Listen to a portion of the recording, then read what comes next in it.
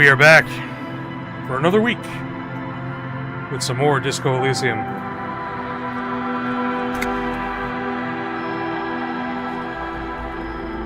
It is the game that's playing the music.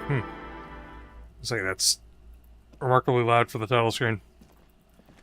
Especially given that we've now come into no sound.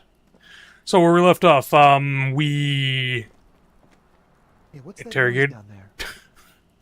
That's right. We were going to talk to the guy on the balcony. We interrogated the Hardy Boys. We interrogated Classier. We've come to kind of a dead end in that we don't really know why or how this person's was shot. And then we wandered around for the rest of the stream for the last 20-30 minutes.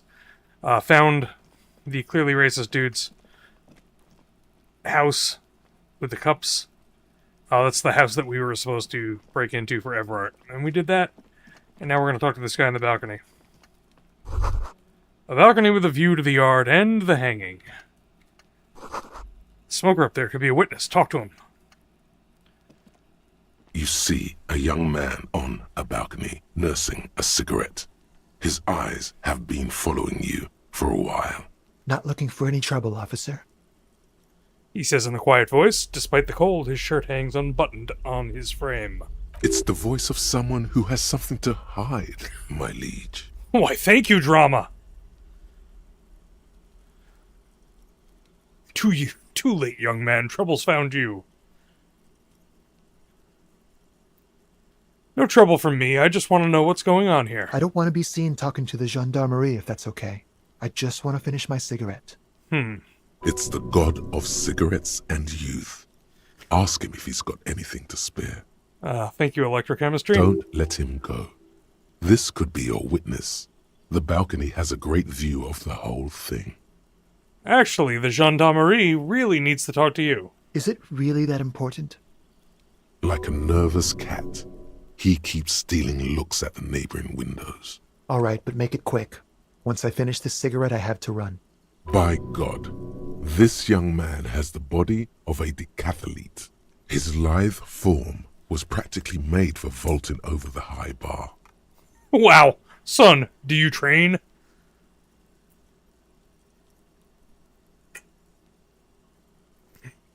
Let's go with son, do you train? Because it's the most inappropriate thing for me to say. Occasionally. Why? Huh. Are you on the track team? No. I just like to look good. Nice. Harry's giving off, like, coach vibes. He also likes running around. Could he have been a coach in his former life? A shame. Young man like you with a body like yours, you'd be a credit to any track team. Trust me, I'm not a team player. Can you tell me your name? My name? My name is Martin Martinez. That's not his name. That's definitely not his real name. Thank you, Rhetoric. You're not actually called Martin Martinez, are you? No, of course not. Could you please lower your voice? Ask him again. Listen, I really need your name. And I really need to finish this cigarette. But he hasn't left yet. Looks like you've got a good view of the Whirling's backyard. Can you tell me anything about the hanging? I can tell that you finally got him down. Thank you. It was quite a disturbing sight, even by Martinez standards. What were you doing last Sunday? Oh. You already asked me that, didn't you? No. Wait, is someone else investigating the lynching? Did I? No, not you. Some more muscular type. And when did you speak to this more muscular gentleman? Lieutenant takes out his little blue notebook and writes something down. Last week? I don't know. Look. He looks around the courtyard again. Old patio chairs and dead houseplants litter the scene. He's an actor declaiming a soliloquy. See how you hang on his every word? You didn't answer the question. What were you doing last Sunday? I had a friend over. What kind of a friend? It was my Sunday friend. A Sunday friend. How intriguing. Makes sense. Friends are nice on Sunday. You don't have to work. You can just spend time with pals, watching rugby and drinking beer. What's your friend's real name? Did he see something? He doesn't reply, gesturing no with his cigarette. In the neighboring windows, you can see faint reflections of his silhouette, all from different angles. Someone hides behind a curtain. Those windows have eyes, and those eyes are watching, spying on you three. Alright, we'll talk later. No. We won't. He takes one last drag of his cigarette before stubbing it out on the balcony. Now, if you'll excuse me, I really need to get going. 97% chance. Convince him to stay. This isn't the place or time for questions. Who knows who might be watching from the distance, hidden behind the curtains? Hey, listen. I'm just trying to make things okay again. Can we meet somewhere else? For a moment, the man on the balcony seems almost vulnerable. Something moves in the depths of his feline eyes, compassion, and a hint of understanding. I am sorry, but I really don't have the information you're looking for. His voice is soft and deliberate. With a flick of his wrist, he sends a cigarette butt sailing over the rail. But, hold on, what's that? For a split second, his hand lingers, as though gesturing towards a stone placed right next to the front door. It's a sign. Good luck with the investigation. Okay. So there must be a key. Or something. He's gone. We should run after him, see where he went. No point in running. Tenements like these often have multiple exits. If he doesn't want to talk to us, then he'll know how to hide himself. Killed myself again. So we just give up? He could be a witness. Him or his Sunday friend. Either way, we need to look into that muscular type who's asking about our case. He did leave us a sign. Did you see that? He wanted to draw our attention to that stone right over there. If we find a way inside the building, we can ask around for his apartment. Great, let's do that. And there's the stone. A stone, like any other, lying in a whirl of sleet and mud. Maybe there's something under it. There's a key beneath it, rusty from the dirt. This must be for the front door. Pity doesn't have the apartment number on it. This building has many apartments, and the man can be in any of them. How are we going to find the right one? We'll just have to go in and see.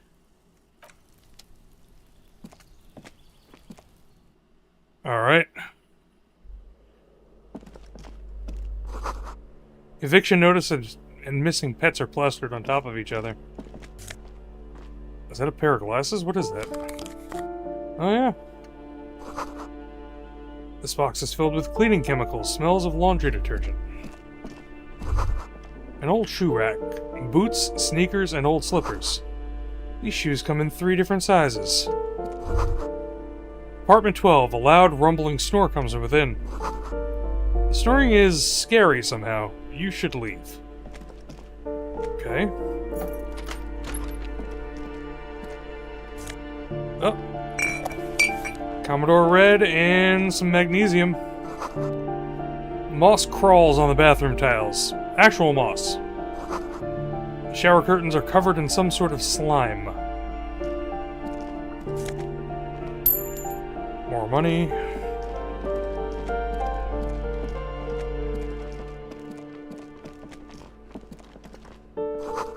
Someone has drawn a 5-pointed star on the wall.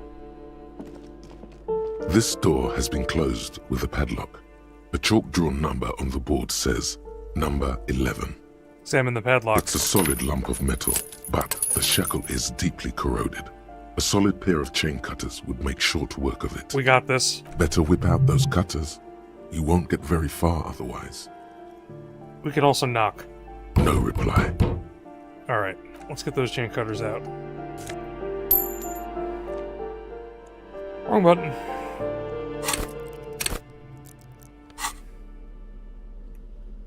Chain cutters. This door has been closed with a padlock. The shackle snaps like a twig, and the lock falls to the floor with a little thud. It should be possible to enter now. After you, detective.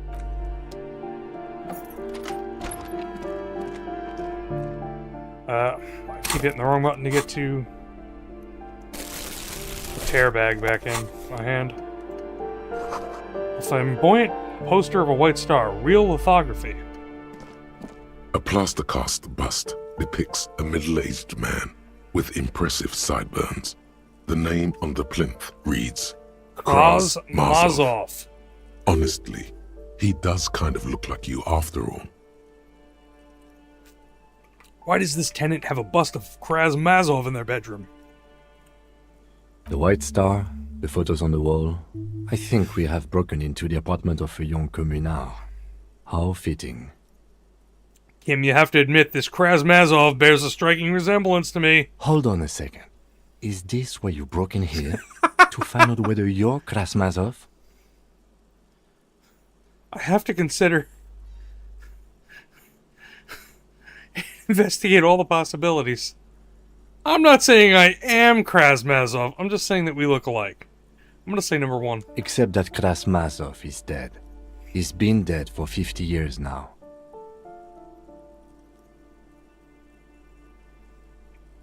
Just humor me for a moment. Don't you see the resemblance? Well, you both do seem to share an affinity for sideburns. But it seems like old Kras here didn't drink nearly as much as you. How do you know? The bust is probably just a romanticized depiction anyway. Maybe this bust shows him before he started drinking. Very well. Let's look for identifying features then. Doesn't he have a birthmark right here? What about you? I can't tell. I can't see my face. Alright, but here's the big thing. Krasmazov looks Samaran, and you don't. I'm part Samaran myself. Okay, you win. Be Krasmazov then. I don't care. I think I'm really pissing Why are Kim you off. so hell-bent on proving that you're Krasmazov anyway?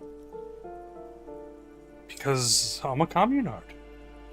Because I believe a powerful nation state is the only way to protect the working class from subhumans. Wow, that's terrible. Because actually he wanted stability and incremental progress, and so do I. Because he was a total gangster and a bank robber who went for all the cash in the world. That's me. I don't think any of these are things I want to say to poor Kim. Actually, number 3. I think you have misunderstood who he was, but... if you say so. Father Mazov, the hero of the working class.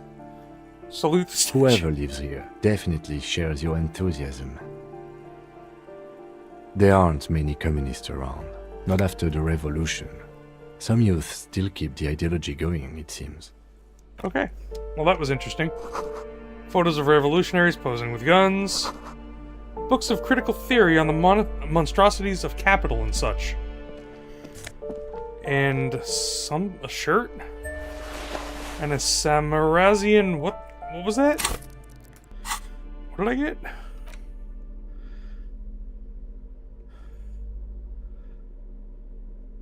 Oh, it's a Samarazian lounge jacket. I'm gonna keep my really cool coat.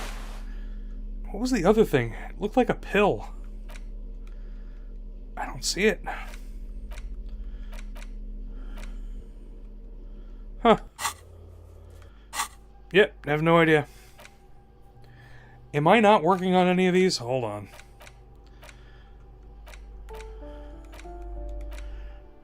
The suicide of Krasmazov. Oh, apparently he shot himself and died. When things were collapsing around him. Something about this irks you.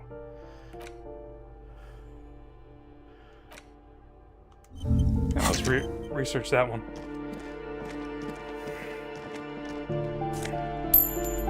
Man, all this money.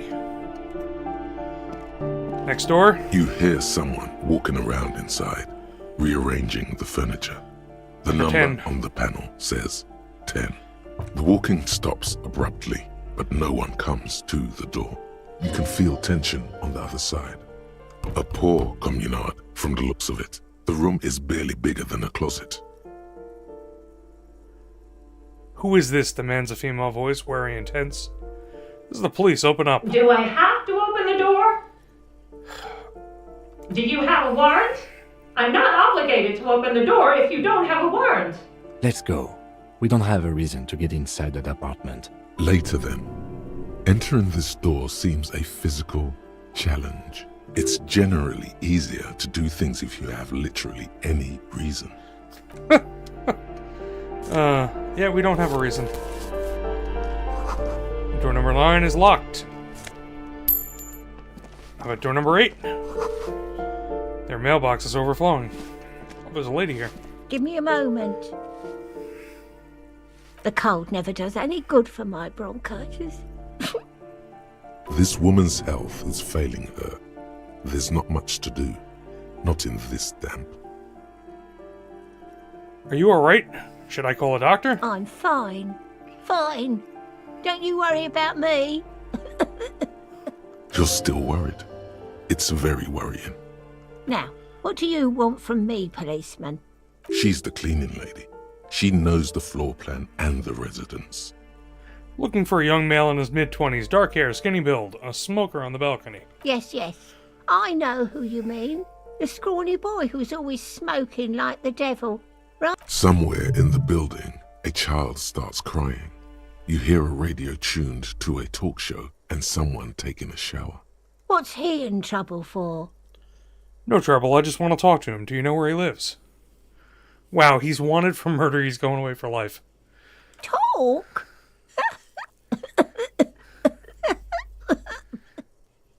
What was so funny about that?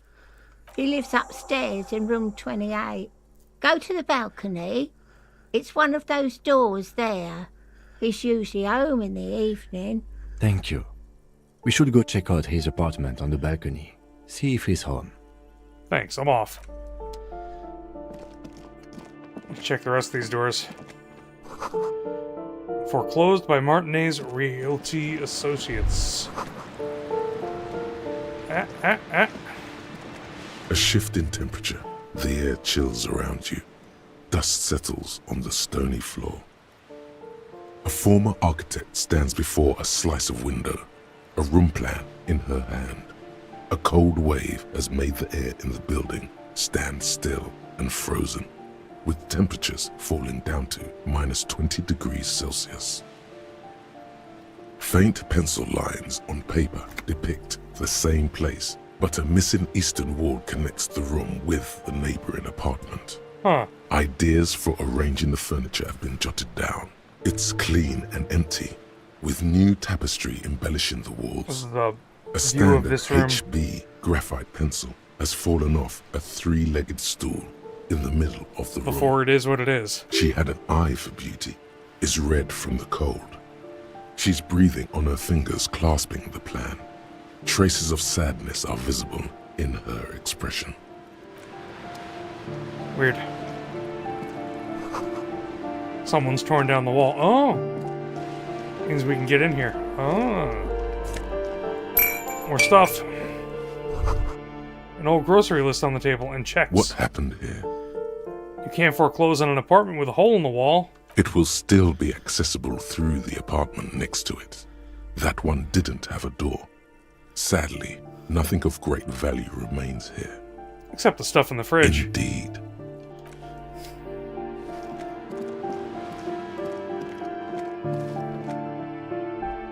Oh, yep, now we're on the balcony. What's this? Hello. The streets will flow red once more, a great torrent rushing down Rue de Okay. Esperance. You wait and see. I think I found somebody who... Ah, I dropped the control. Hold on one second.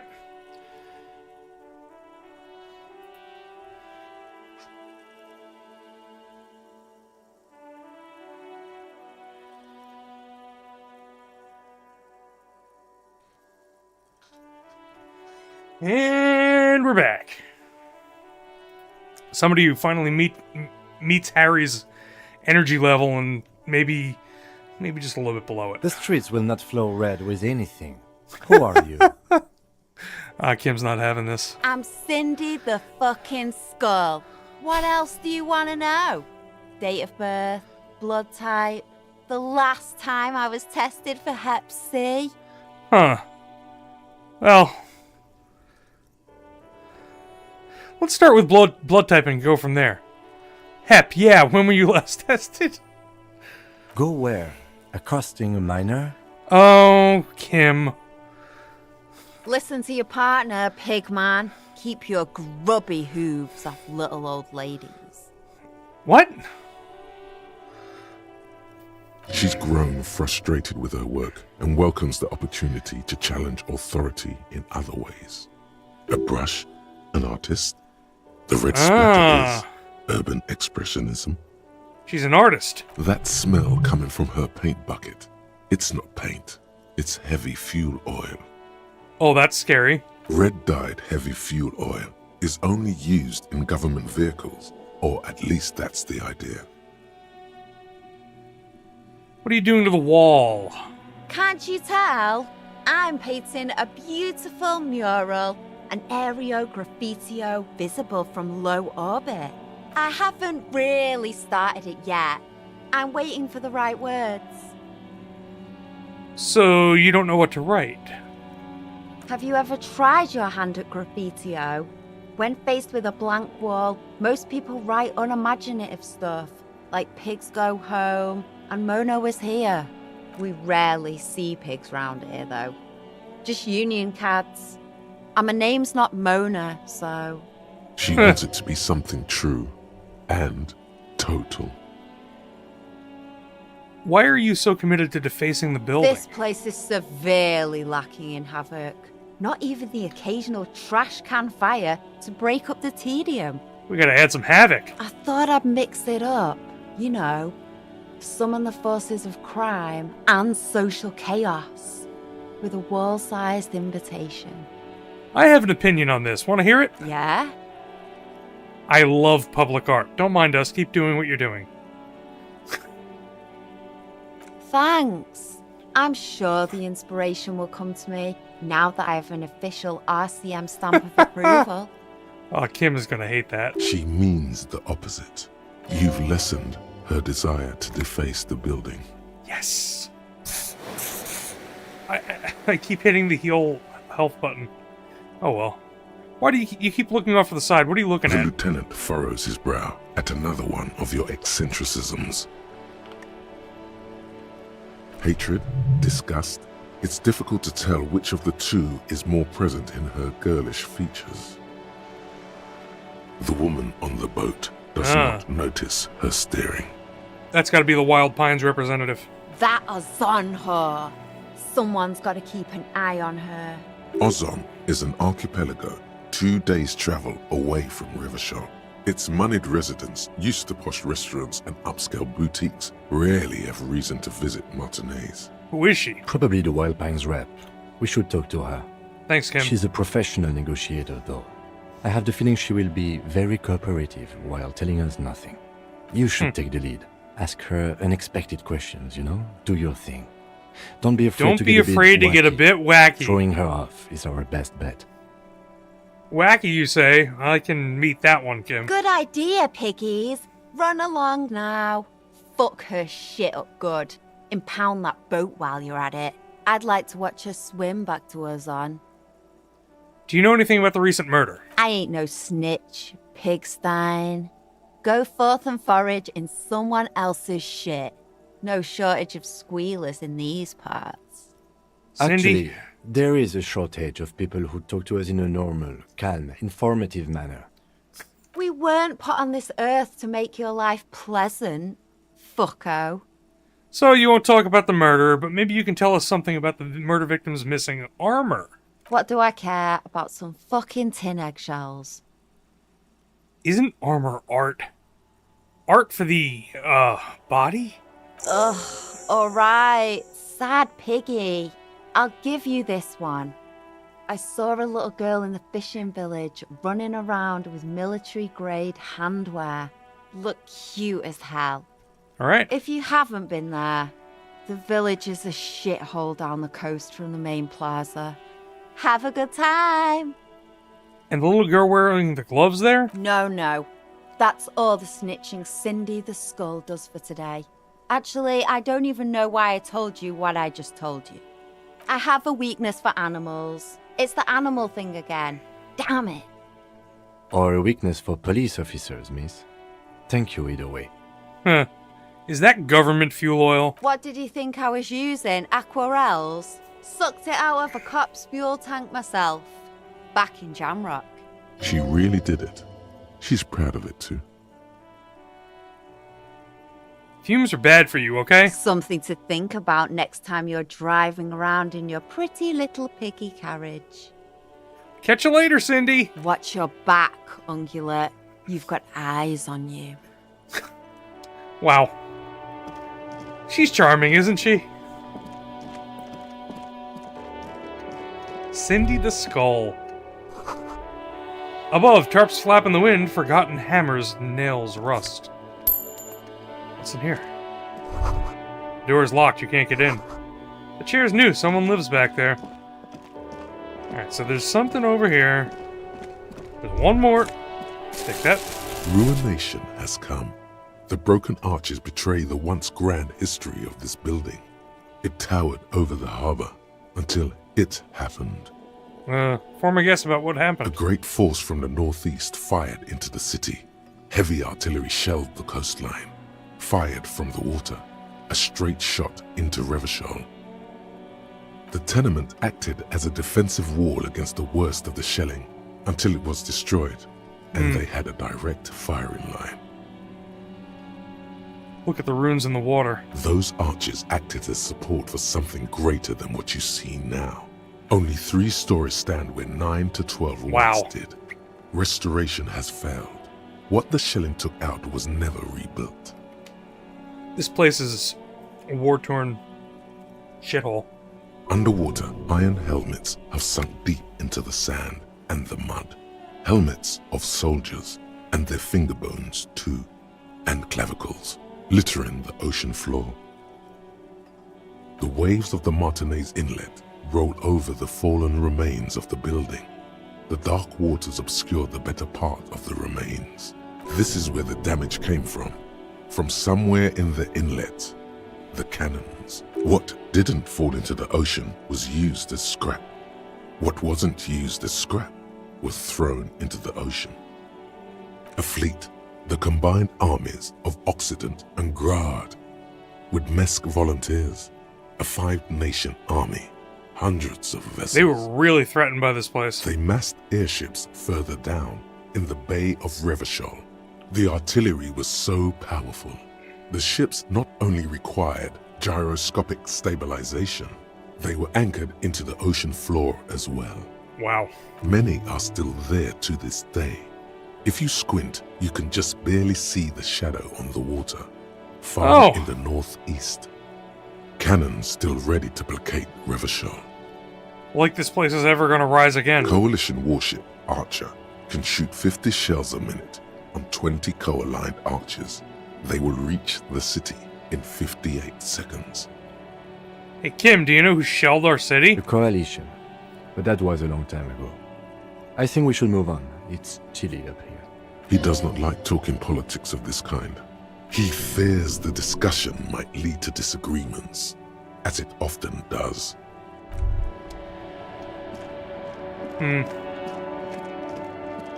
Is this the door? Nope. This is a different door. Pants! Pour le homme.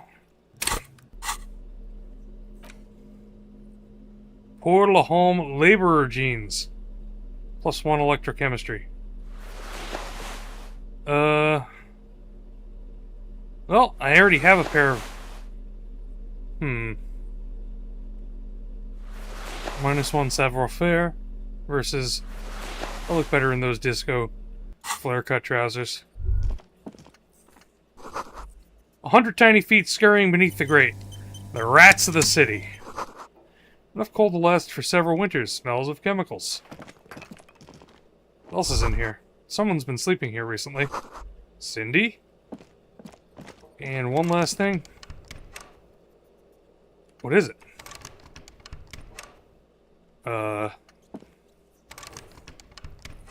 Apparently I cannot actually do anything with it. Okay. This is not where we want to be. There must be another staircase up.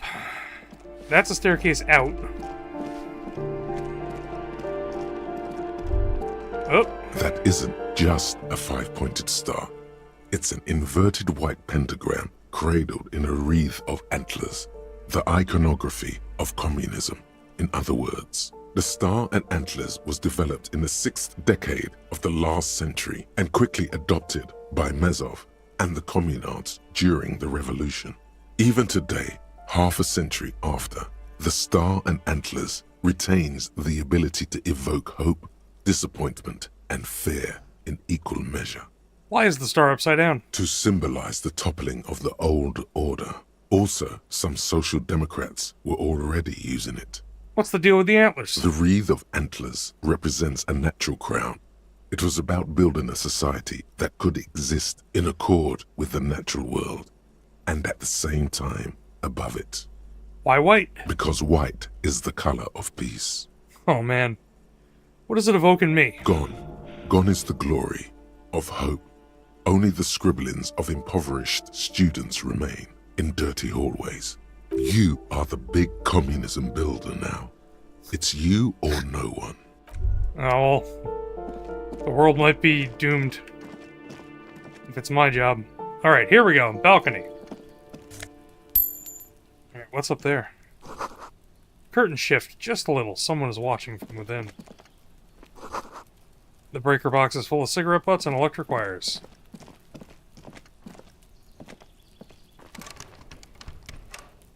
I can't open that. Okay.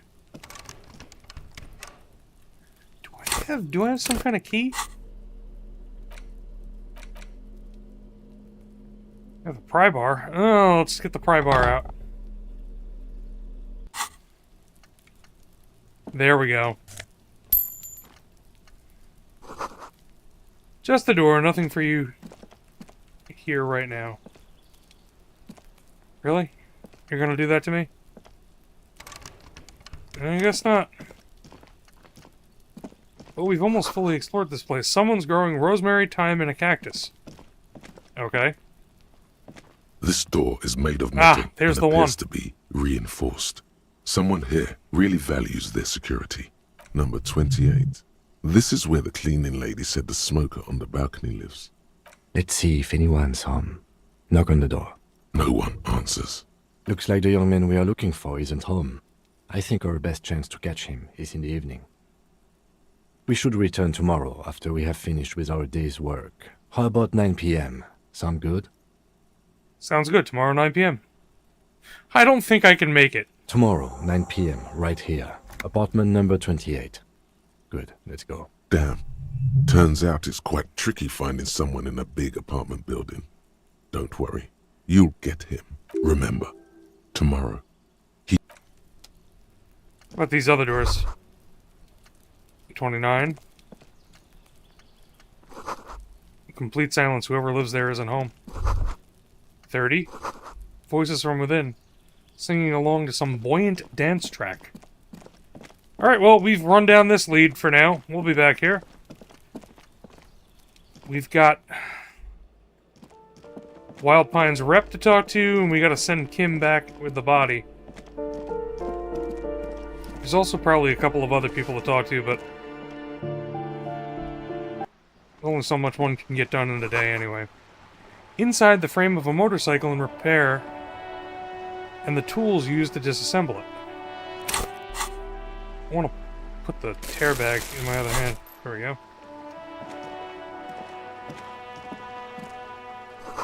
Keepside Apartments. More tear. Rip and tear. Ooh! A signal blue naval coat. How's that gonna look?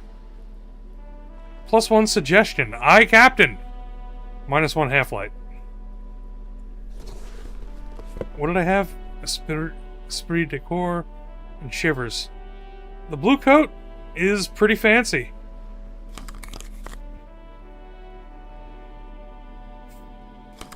I like the blue coat. And blue pants now. Oh yeah, oh, I have those awesome boots. The pockets of these new jeans are perfect for sticking your hand into. Makes you look cool, calm, and collected. As your hand Oh, there's something enters the pocket, in the jeans. your fingers brush against something, soft, yet crinkly. Hey, it's a chewing gum Chewing wrapper. gum wrapper. It reminds you of the fruity juice of apricots. You should inspect it closer if you have time. Okay. Something about the wrapper's texture is familiar. Not familiar in a good way, you might say. There's pain in there somewhere. By the way, the raw materials were most likely exported from Seaguy, the apricot suzerainty, and processed in Sur-le-Clay into the apricot-flavored chewing gum loved by kids of today and yesterday. Something about it is familiar, and not only to your fingers. You look down at the white ceramic sabatons hugging your arches and calves, surprised at how well they fit. Your movements cause tiny little clicks, like dice rolling somewhere far away, as the plates reorient to your motions.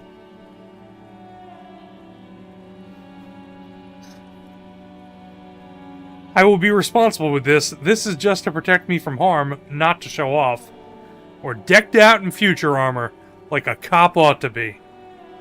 I will be responsible with this. This is just to protect me from harm, not to show The off. hardened vitreous enamel, at once sleek and light, adds a glow to your cheeks and a spring to your step.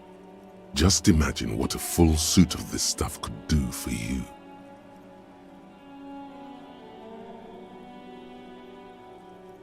Yeah, I want the full suit. It may be a while before you have all the pieces. In the meantime, you should analyze the armor, figure out its vulnerabilities. Vulnerabilities? Remember, this is a highly specialized kinetic redistributor meant to stop bullets.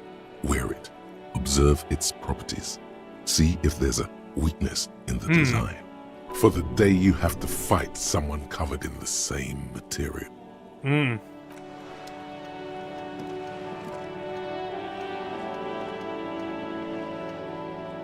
That's some kind of crane. Rue de Saint-Ghislain, roundabout north. What's that? Something. Oh, just tear. Stuff to bring back. Looks like there was more construction here once, decades ago. Well, we've almost made it to the Wild Pines, Rep. Docking reserve for residents of Rue de Saint-Ghislain, 33A. The belly of this boat shines like it was recently painted. Ah, more magnesium. Oh boy. More tear. Oh, more tear. More tear. Just tearing this place up. Your room in the whirling isn't much bigger than this sloop. This is worth more than you'll ever earn in all your life. A striking woman leans against the cabin top of her sailing boat, smiling as you approach. Her green raincoat glistens with droplets. A silk scarf is tied around her throat. Here comes another boss fight, clearly. If it's anything like dealing with Everard. Good afternoon, officers. I'm Joyce. Joyce L. Messier. I represent the board of Wild Pines, the owners of the harbour. You gentlemen must be from the RCM. Joyce L. What does the L stand for? Baton, my maiden name. Her bony hand dangles from the sleeve of her oversized raincoat. Shake her hand. I'm glad to see you here. Her grip is tight and cold. Like steel, there is strength there. If she wanted, she could sink her nails deep into your skin. I was dispatched to handle a strike, not a lynching. Anything I can do to assist the RCM in this matter, I will, gladly. That is good to hear, madame. My colleague will take the lead on this interview. I should let you know that he is recovering from an unusual medical episode. Very unusual. But I can assure you of his ultimate competency. That's true, I am ultimately competent. There's a trace of irony in his voice. Mischief, even. This is a tactic. Kim, are you playing her? How interesting. I wish you a swift recovery. In the meanwhile, you have my full cooperation, and the full cooperation of the Wild Pines group. It's hard to get a read on her precise disposition, but she appears helpful. Wow. You're on a boat. Why, yes I am. Does she have a name? The boat? No. It is called Cordelati 19 because that's the type of sloop it is. The word "it" feels strange. Such a beautiful boat deserves a proper name. A breeze ripples through the sails and tugs at your hair. Below, the sleek, fish-like shape of the hull parts the water. Beneath that, a resounding darkness. You're reminded of something. Oh no. Or someone. Cool, but your boat really needs a name. Okay. How about Cordelati 19? Why? Because it was manufactured in Revachol East by a company called Cordelati, and its hull is 19 paces long. She makes a point of being unromantic about it. Oh. How about the sleek fish? How about the X something? Or how about Dolores? How about Dolores? Why Dolores? Because it stings in an ancient and beautiful way. I don't know. Feels pretty. Well, it means nothing to me. I think I'll stick with the factory name. But thank you for the suggestion. Okay, but what kind of boat is it? It's a pleasure craft. A 19-pacer. It also happens to be rated for Category 1 racing. Though these days I mainly use it for business. How do you like it? My sloop? I like it a lot. It's the eel's hips, baby. I'm enjoying this part of the interview. It has so little to do with the murder we're investigating. Ah, Kim. I really do, the lieutenant thinks. Is she thrown off yet? He's looking at the woman, assessing her. Not a lot of people on boats, are there? Of course there are. We're on an archipelago. How else are you supposed to get around? There is a pinch of defensiveness in her voice, but it is playful. Wait, we're on an archipelago? Yes, we are. We are on Le Caillou. Technically, the neighboring Ozone and Fas Alamer island groups are archipelagos, while La Caillou, by contrast, is a single fertile landmass, the fourth largest island in the world. It is not an archipelago. Wait, I thought Le Caillou was one big island. Okay, if you want to get technical. The point is, we're all on islands here, and sail is still the most expedient way to get from one island to another, especially when you're in a hurry to resolve a strike. Still, I haven't seen anyone else sail a boat around here. I haven't seen anyone else drive a souped-up Capri Kenema motor carriage either. Actually, that motor carriage has been specially issued to serve as a patrol and pursuit vehicle. It's for crossing long distances in the greater Revachol industrial harbor. It's not a toy. Neither is this. A toy, I mean. It's a machine for crossing long distances in the Bay of Revachol, between the city and the islands. You need to make this lady admit she's only riding around on this boat because she's rich. Oh, rhetoric. Yes, I do. You have the guns and the ammo. Take this Clausen fiend down. Take this Clausen fiend down. Let's talk about the economics of this boat you're on. Go in for the kill. Oh my, the E word. You mean to say that it's a symbol of conspicuous consumption? That I'm a member of the ruling class?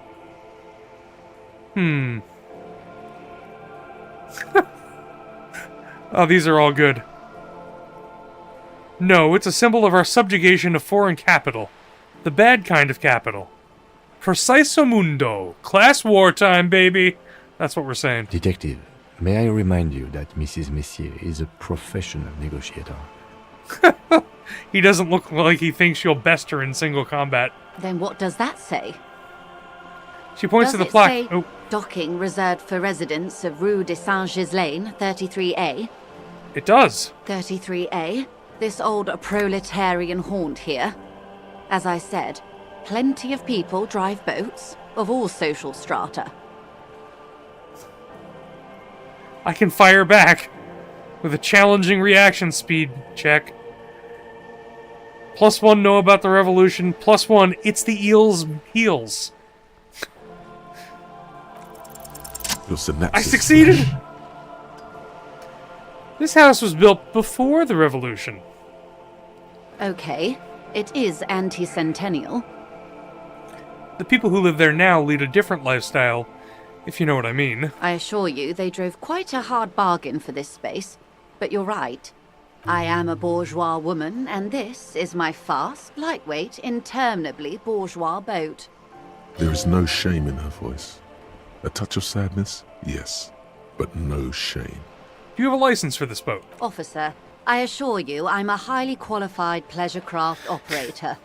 The crowns of her teeth are porcelain, white as the boat's hull as she smiles. Qualified pleasure craft operator. So charming. Where's the damn license? Can I see your license? I just renewed its safety inspection last month, officers. It is completely seaworthy. In fact, it's taken part in not one, but two insulindic regattas. Even finished once. What happened the other time? The other time, I would have finished the race were it not for an urgent work matter, much like the one I'm on now. Still, we need to see a license, ma'am. Actually, you don't. I'm pretty sure I do. I police. What do you mean? The Wayfarer Act specifically denies the RCM the authority to demand anyone's operator license. It's a little-known fact among us law officials. The Wayfarer Act is one of the few pieces of legislation governing human interaction in the Revachol Zone of Control, along with the Emergency Trade and Ailments Acts. The what now? It's one of the foundational laws in Revachol, designed to limit the authority of local institutions. Part of it prohibits the RCM from requesting most documents and licenses without permission from a coalition representative. It's a law that keeps Revachol what it is. In limbo. Wait, exactly how little known is this fact? I was just being polite. Even school children know the Wayfarer Act. So we can't pull over random civilians and demand their papers. That's weak.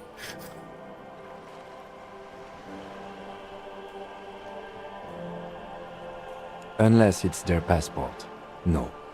Do you want to ask for the lady's passport? You need to save face if you want her respect. Demand that passport. Yes, I'm gonna need to see your passport. Of course. Look at her passport. The woman is silent, smiling while the waves lap against the hull. In your hand, under the plastic, a light blue passport saying, Republic of Vespa. The coat of arms has a lion and an ostrich. Seigent. The Republic of Vespa, formerly the Republic of Vespa. I love Encyclopedia. Was once a dual kingdom. An amicable parting of ways produced two constitutional monarchies. Vespa, the richer of the two, is an occidental nation known for its proximity to the Pale and its exotic financial derivatives. Anything else? It is a stable country, and yet there has always been something ominous about its perfect stability. It's a place at the edge of the Mwindi Isola, overlooking the Ubi Sunt Isles, fracturing into the great unrest of the Pale. The woman, born in the year 3 in the commune of Revachol, smiles at you, face adorned with frown lines and crow's feet. The photo is recent. The name reads, Rejoice Leighton Messier. She's like almost 50 years old. Your name is Rejoice? Yes. But please don't call me that. Why? Joyce is much more efficient. She doesn't like it. Probably a bad memory. Mean girls at school or some ancient lover. You're from the Republic of Vesper. My husband is. I have dual citizenship. A Vespertine is handier when traveling. Everything appears to be in order. She nods and returns the plastic bag to her I coat. think I have a handle on the boat thing. Good. That was a total sidetrack, but Kim wants me to sidetrack here, so... Tell me about Wild Pines. What do you do? What we do. I'm afraid I don't speak for Wild Pines as a whole. It's a giant undertaking. There was a touch of discomfort there. She wants to merely represent. What do they do? The Pines' core competency is logistics. Container shipping, freight, that sort of thing. See those airships there, blinking? Those are the shipping side of things. And that Okay. is the terminal. Another subdivision deals with energy, oil and gas exploration, offshore platforms. Oh wow, they do with a lot of things then. The Wild Pines Group is one of the original Revacholian Indo-tribes. Companies awarded royal monopolies by the king, the suzerain himself, centuries ago. The king is long gone, but several of the Indo-tribes remain. So are they like the concept of a Japanese zaibatsu? Like sanctioned businesses that are family owned? She enjoys talking about the company. It would not hurt to inquire more. I don't remember all this stuff from the first time I played it, so this is actually really interesting. This is totally boring if you don't care, though, so my apologies. But I'm going to go into all this. Who are the other Indo-tribes? Son Baptiste, Elysium, an unknown entity known as Brightest Star. Saint Baptiste is the pharmaceutical company that we heard about. You're in good company, it seems. Why, thank you. She does not register the real meaning of the remark. How much money does Wild Pines have? I'm not at liberty to discuss the company balance sheet, but I can tell you that last year, the company booked more than 20 billion real in revenue. Considering 30 real is the cost of a hotel room at a night, 20 billion is ridiculous. Wow. 20 billion is a large number, but the conglomerate employs 72,000 people. They all need to be paid. Then there are capital improvements, interest payments. A conglomerate the size of the Wild Pines is like a shark. If it stops moving, it will die. Yep. Then what becomes of those 72,000 families? It's a tremendous responsibility. Where does the Wild Pines get this money? They started as an exploration and cargo fleet conducting trade between the Samaran and Insulindian Isolas 250 years ago, when pine ships explored the South Seminese and charted Lomantang on behalf of the suzerain. Centuries of care, deliberation, and madness have gone into this endeavor. Vessels pass through the great unrest to re-emerge with apricots in tow. The logic of the system is totalizing. It's taken everything from its employees to build it. Probably helps to start out with a royal monopoly. Yeah. You know more than you let on. Certainly it helped, but most of the original Indo tribes have failed or been absorbed. To survive, Wild Pines had to grow and adapt. No suzerain did that. What does such a huge system want with a place like this? You mean aside from being the terminal's legal owners, who are responsible for moving 8% of the world's cargo? 8% of all cargo in the world? That's quite the endeavor indeed. Or, you don't keep it moving, the workers do. The company is nothing without them. I'm gonna say that. We built this district. We. There it is. She owns up to it. All the best parts of it. Rue de Saint-Ghislain, with its bastions. The plazas Meteor and Mosaic. Even some of the old street lamps have been put back thanks to the investments from the WP. Before Martinez was swallowed by the industrial harbour, even before it was part of Revachol, long before Terminal B was erected here, the Pines built it as a resort for its Revacholian employees. Interesting. A company getaway, for a weekend or a summer holiday. Then came the revolution. But that's another matter. I'm here to make sure the Pines can fulfill their responsibilities to the place they built. With your help, hopefully, says her warm tone. Interesting. So what can you tell me about this strike? Everything. Right up to, but not including, trade secrets. Wait, what if I want to hear about trade secrets? First, you'd have to repeal the Emergencies Act of Trade in Aliments that gives me the right to silence. It's quite the octopus. The octopus that straddles Revachon, the Emergencies Act, is the cornerstone of post-war Revachon, inseparable from the world it created. An octopus, I will slay it! How do I repeal it then? You're not going to be able to repeal this thing. But I'll take the number one choice because it sounds insane. Good luck is only kept in place by the vested interests of half the civilized world, including your own. Yep. What the ma'am means is that the Emergencies Act and the RCM both get their authority from the coalition government. Yep. You'd be shooting yourself in the foot, in other words. Did someone say shooting yourself in the foot? Thank you, Pain Threshold. You'd be surprised at the amount of damage I can inflict upon myself. I imagine a man like you can take quite the lashing. But I believe we are talking about the strike. What is your role in this precisely? I believe the official title is Senior Labor Negotiator. In practice, I'm a grocery clerk.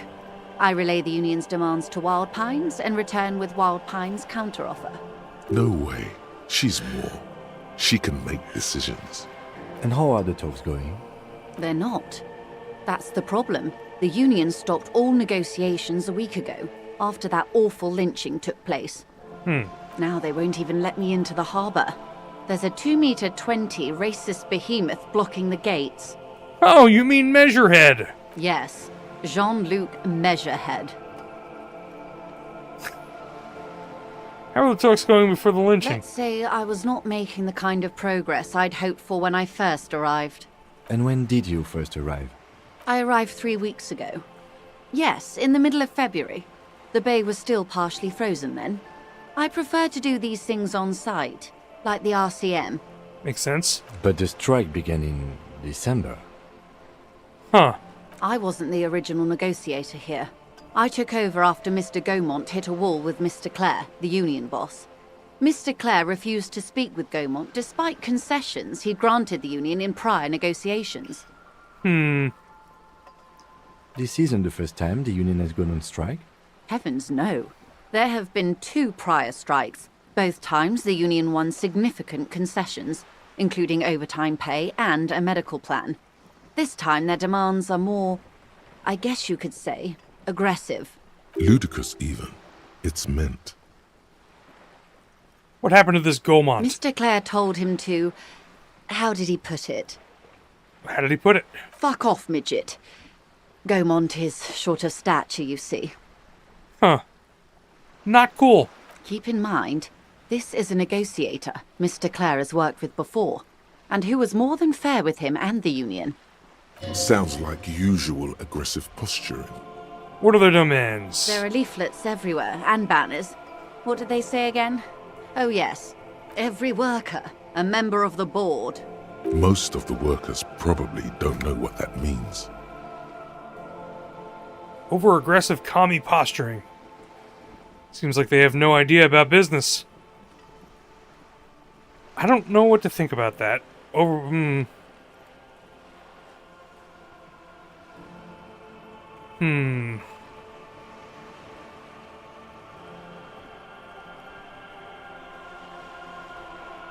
Fortunately, they explained it.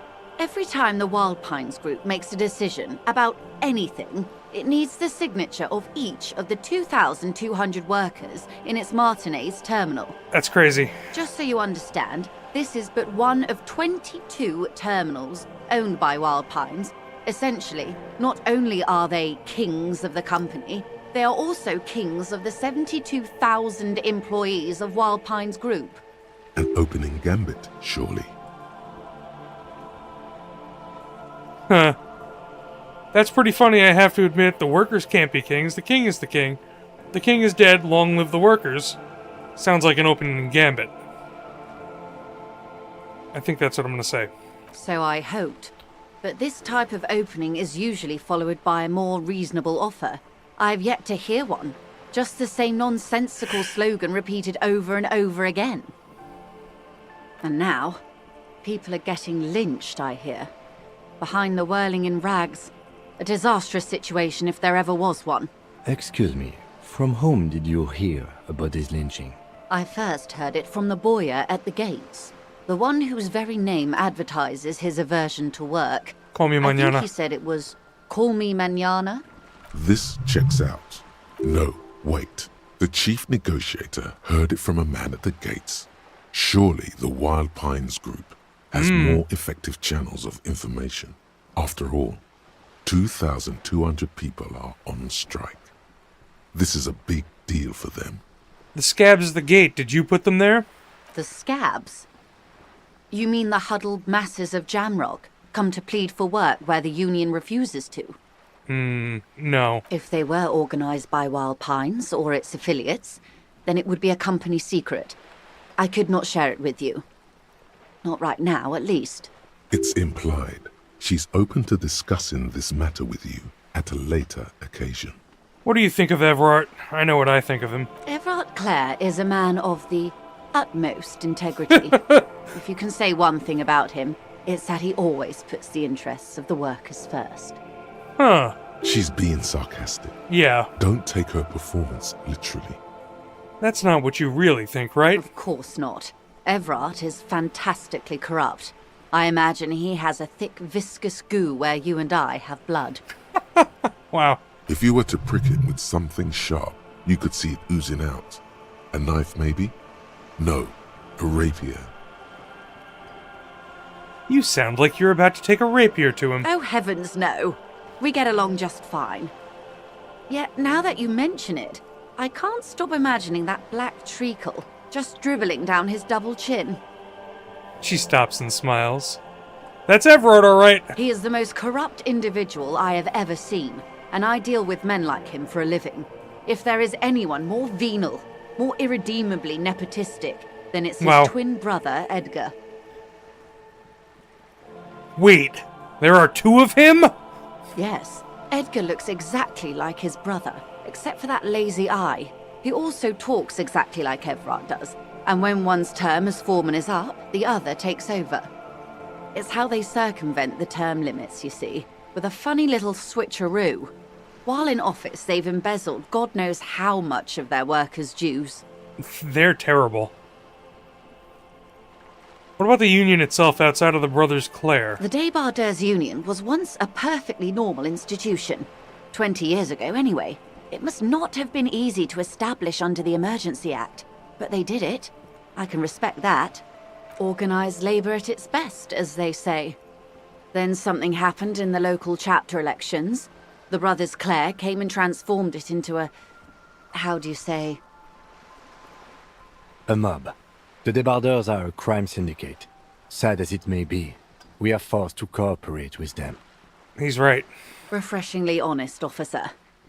The company has tried appeasing in the past, but I'm afraid our concessions have only emboldened Everard and his brother.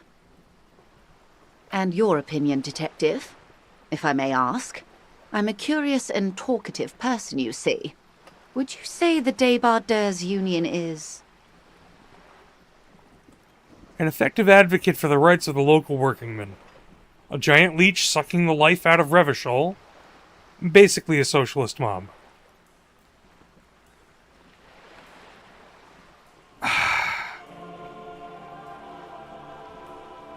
They're the only ones keeping things in order, but at the same time they're horribly corrupt. So a giant leech sucking the life out of Revachol is kind of true. A leech keeps his host alive so that it does not die itself. I don't think that they're an effective advocate for the rights of the local workingmen. Indeed. And a hungry one. Sadly, Wild Pines have cooperated with what amounts to a crime syndicate for 2 decades. However much you feed the leech always hungers. Yeah, one more thing. You said something happened in the elections? I'm glad you asked. There was a woman, the previous forewoman of the Union. She disappeared. Disappeared? Yes. On the last day of the local chapter elections, her daughter phoned in and said she wasn't running anymore. Or coming to work. Ever. End of story. Eerie. Downright haunting, if you ask me. The Wild Pines suspected foul play, but what could they do? It was a union matter. The point of the presentation is, these kinds of things happen around the Clares. Watch out when you're dealing with him. It's really sad because a union should be better. Thank you for your concern, man. We'll be just fine. That's all I need on this one. Let's change the Of course. topic. How else can I help? By the way, I've talked to Everard Clare. Ugh. You have? And how did you like Mr. Clare? Finally, time to choose sides. Wow. He's a beautiful man. Beautiful and just. No. A hero of the workers' movement. He's the champion I've sworn fealty to. No. He's a bloated rainbow socialist. I can do business with him. For a socialist, he's reasonable. He is not the champion I have chosen. I wish to swear fealty to you in the cause of capital. It's not important if I liked him. I was doing my job. I'm gonna say I didn't. He's a beautiful man. Beautiful and just. That's terrible. Oh, come on now. He has his uses. How else would he have stayed in power all these years? Or wait, actually, corruption. That's how he's done it. Fantastic, Worm-like corruption, reaching into the bowels of the earth. The position of my unusual colleague does not reflect official policy. I hope you understand. The RCM does not pick sides. Of course. And I don't expect you to share anything he told you with me. I'm not a corrupt Worm myself. However, if you felt like discussing something, how could I stop you? Are we not human? Are we not curious to hear another person's take? It's only natural. We would only be gossiping. Don't fall for it. It's a ploy to get you talking. The honey-mouthed syllables, the smiling, the conspiratorial jokes. All of it. Intellectually speaking, it would be quite interesting to hear what she has to say about these things. Tell her she'll like you for it. Yes, your disgusting necktie agrees completely. Let's gossip. Oh, man.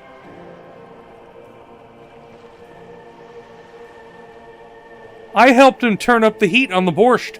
Did you now? What sort of borscht is he making? The cook makes it to keep the strikers drunk, helps them strike. The strike brew. That's a classic. And by turn up the heat, I presume you mean put more alcohol in it? Yes. Why, if I may ask?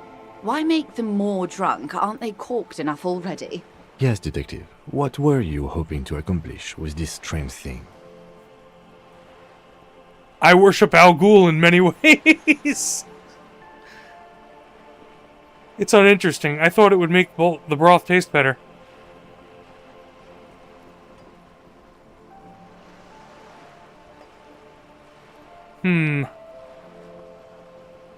I am sympathetic for the working man. An act born of sympathy for the working man. I set fire to the fumes of struggle. Very curious. A very curious thing to do. Truly. But that's how he operates. He just does things, man. And then talks about them. Even if it's inappropriate. Kim. A strange Kim is gonna equanimity hate me at the end of this overtaking playthrough. He's just going with the flow now. Easier that way. What else? I'm not gonna tell her about my gun. I'm gonna tell her about my gun, aren't I?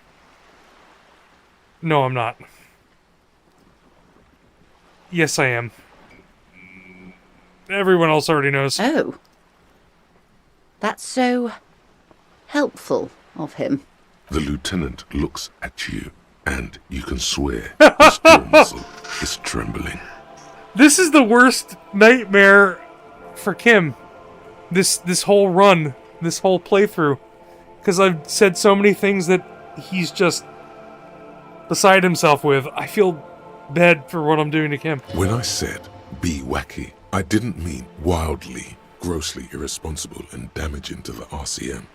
Unconventional police officers sometimes lose their guns. They then go around and tell people about this to gauge their reactions. It's all part of detecting. Incredible. Simply incredible. And how is it going? Has this detecting produced a gun? Mr. Everett says it's almost ready to be found soon. Did he now? Well, then it should be any day now. Unless, of course, he's lying to you. Anyway, was there anything else you've heard? Perhaps he is. Of course, Detective. Should something come up later, down the road, don't be afraid to drop by for a chat. Until then, is there anything I can help you with? Alright, a couple more topics here. What can you tell me about this lynching? Quite a few things, I'm afraid.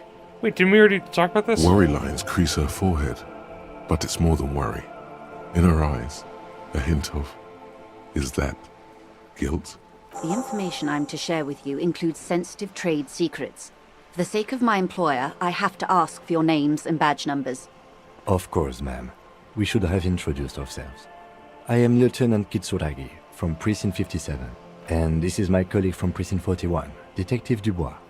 I'm afraid Harry doesn't have his badge at the moment. I hope mine will suffice.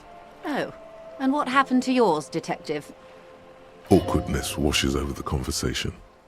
The woman doesn't like this turn of events. 'Twas stolen by some artist, surely. Best to pin the blame on them. Everyone knows you can't trust artists. Why should I blame it on an artist? Everyone knows you can't trust artists. They're nearly as bad as clowns. Wow, artists are nearly as bad as clowns. Some damn clown stole it from me. It's a long story. Here we go. Remember when my partner told you I'd recently suffered from an unusual medical episode? My lost badge is related to it. I see. So, are you saying you lost your badge during the course of this episode? I could have eaten it for all I know. I don't remember anything. This world, the city, nothing.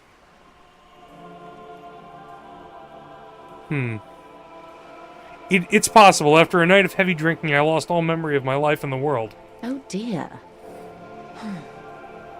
I suppose this does explain some of the more curious turns in our conversation. She must have been suspecting something for a while now. As I said, ma'am, his technique may be very unconventional, but he is an officer of the RCM. Of course, I sympathize, but I'm afraid I simply can't share anything more until I've seen that badge. Okay. Hang on. She's a professional Ooh. negotiator. She should be open to some sort of mutually beneficial arrangement. What kind of arrangement would it be? I mean, favors for favors. No, I'm not doing a favor dirty for her. alliance of some sort. Consider this. Perhaps she has been planning it all along. That you convince yourself into colluding with her. Perhaps she even knew beforehand of your affliction. A sudden pinch of paranoia comes over you. How do I negotiate my way out of this? Easy. Just offer her a favor. Like I said, nice and dirty. Surely there's some other way to demonstrate our law enforcement credentials. I will be frank with you. If I'm going to break protocol, I need to be able to justify it to my superiors. They're going to want to see something very tangible. You're in, but expect her to drive a hard bargain. Like what? Reports from inside Terminal B suggest it's a hub for the local drug trade. This is an open secret in Martinez. The Union controls the terminal, so it goes to reason. Okay. She wants you to help her gain leverage to restart negotiations with the Union. The company has tried looking into this matter before, to no avail. Perhaps someone with your authority and resources might turn over the right stones. Well, let's Or see. You can recover your badge. Though if I may be blunt with you, it sounds like that may be a lost cause. What? Detective, a word in private before we continue. Yes.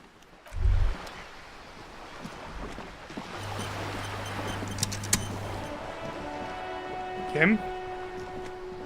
This is not going quite as I hoped it would, Detective.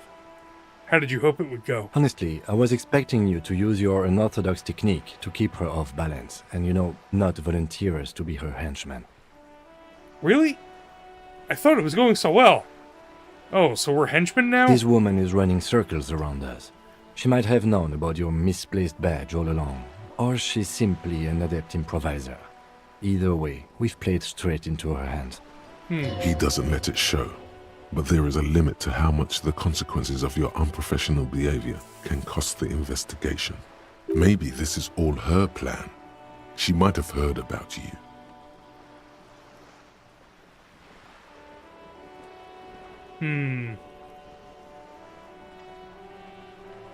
I'm sorry for putting us in this situation. I'll handle it. I'm sure you will, Detective. The company must have more ears on the ground. She could have known about my condition. I wouldn't go that far. Her reaction did come off as sincere to me. I think she's just quick to adapt. She's a professional, after all. Her proposal was likely part of her design. That's all it is. Yes. Knowing this does not really change our position, however. Do you propose that we don't investigate the drug traffic? No. If there is reasonable suspicion, we must investigate. Otherwise, she could claim we are siding with the Union, or that we are on their take. We'd never hear the end of it. What I propose is, we ask her, then we investigate, briefly. But do not share the outcome of this investigation with her. We tell her it's done and demand for her information on the lynching.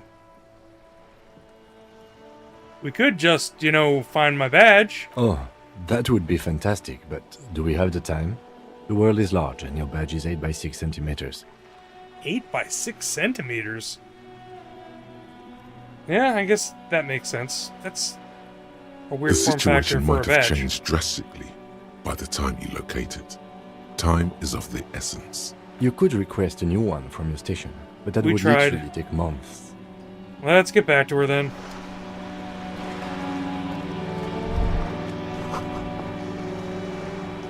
You're back. Good. What can I help you with? Okay, tell me more about this alleged drug trafficking. It's quite straightforward. Someone is using Terminal B to smuggle raw ingredients from the Samar and Isola into Revachol with the Union's blessing. Wild Pines has suspected it for years. Ingredients for what, ma'am? Meth and Methamphetamine. dextroamphetamine, I knew GBL, it. and various synthetic psychedelics. Honestly, it might be quicker to say what you can't make from the stuff. Wow. Shit, yeah, baby. It's the party pipeline. Why would you want to shut that down? Let me get this straight. The materials come from Samara to Revachol through the terminal? Yes. After they clear the terminal, we lose track. The actual production is taking place at various sites in and around Jamrock Quarter, north of here. Wild Pine seems to be well apprised of the local drug trade, ma'am. Do you mean to say the Union also produces the product? Sells drugs, I mean? We're in logistics. It's Ah. our business to know. And no. As far as the company knows, the Union does not produce it. They transport the ingredients for a cut. Okay. And you want us to investigate? Yes, but you won't get anything out of Evrat and the Dock Workers Union. Still, every chain has its weak link. The people who are transporting. The handoff. The motor lorries at the roundabout. The lorries. Precisely. Someone needs to move the ingredients from the harbour into the city. Once they reach Jamrock, they're distributed to a network of local manufacturers well beyond our grasp. But in transit, they're vulnerable. How convenient that they're stranded like beached whales at that roundabout. Perhaps you've noticed that a number of lorries are tangled in a traffic jam at the roundabout just now. Interview the drivers who are still hanging about. One of them might be waiting for a crucial shipment.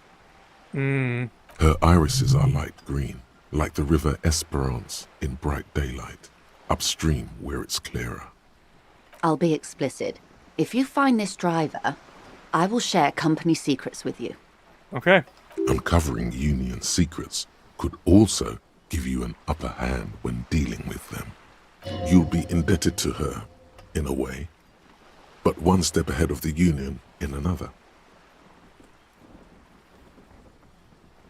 It's no coincidence the lorries are stranded there like that, is it? No. We asked East Motor Track to raise the drawbridge. The road company is a partner of one of our subsidiaries. However, this is a limited time opportunity. Once the complaint has been processed by the trade committee, they'll have no choice but to lower the drawbridge, and the operation will continue. Thousands of litres of raw ingredients will pour onto the streets of Revachol. Not the east across the river, but the west. The vulnerable, the weary. A cold breath rushes in from the bay, making its way down the alleyways and potholed streets. From Martinez to Jamrock, in the traffic you hear the clinking of glass vials, concealed beneath tarpaulin. Or is it just your teeth chattering in the cold? A lot of it. It comes in from large Samaran factories in South Safre, Sigai, and Sinyao. The literage they must get from this terminal alone must be oceanic. Well, at least this solves one mystery. What is that, Lieutenant? Why I had to call East Motor Track Ah, and beg them to open the drawbridge for me. I'd wondered since I first drove in, on my motor carriage. I am sorry for the inconvenience, Lieutenant Kisaragi, but we need them trapped here. This is a unique opportunity. I'm sure you understand. what proof do you have that the Union is How involved? do you think they're financing this strike? Hmm. There are thousands of unpaid dock workers going strong for the 4th month straight. There was a shakedown of local businesses preceding the strike. Many were squeezed to bankruptcy to fund it. With all due respect to these desert cacti, the contents of a few cash registers cannot provide for 2,000 men. The local businesses can scarcely provide for themselves. So you think the strike is being funded with source ingredients for the drugs? Precisely. Smuggled out of that very gate at night, most likely, then loaded onto lorries and driven to Jamrock. You simply need to find one driver who will open up to you. It sounds like she tried looking into it herself, but she's clearly not the type your typical lorryman would confide in. Okay, I've made my mind up about the smuggling operation. Yes? We will take this case and probe the drivers to see what it yields. Excellent. According to my reports, there are at least 3 lorry drivers lingering near the roundabout. Hopefully one of them will know something. It may come to nothing, or it may just blow the case wide open. I can keep the drawbridge up for a few more days at least. You should have the time you need. Okay. In the meantime, let me know if there's any other way I may be of assistance. Okay, so we've got 2 more topics of investigation here. Let's go through them. Do you know something about these tattoos? That's the man who was killed. I'm afraid this is a discussion for once we've cleared the lynching question. Huh. So you know something about the tattoos? Better not tie the forestay to the backstay on this. I hope there is something else I can help you with. She wants to answer the question. Protocol keeps her from it. You seem smart. I need someone to give me a lowdown on this reality we're in. This reality? Yes, reality is your side case. An experimental side case. The aim is to gain a deeper understanding.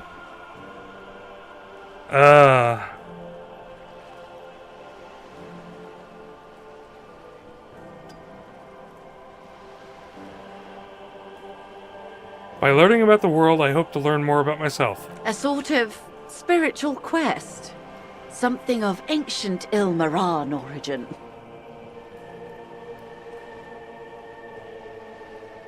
Yes, a spirit quest sounds like the thing I'm on. Or forget the past, my quest concerns the coming apocalypse.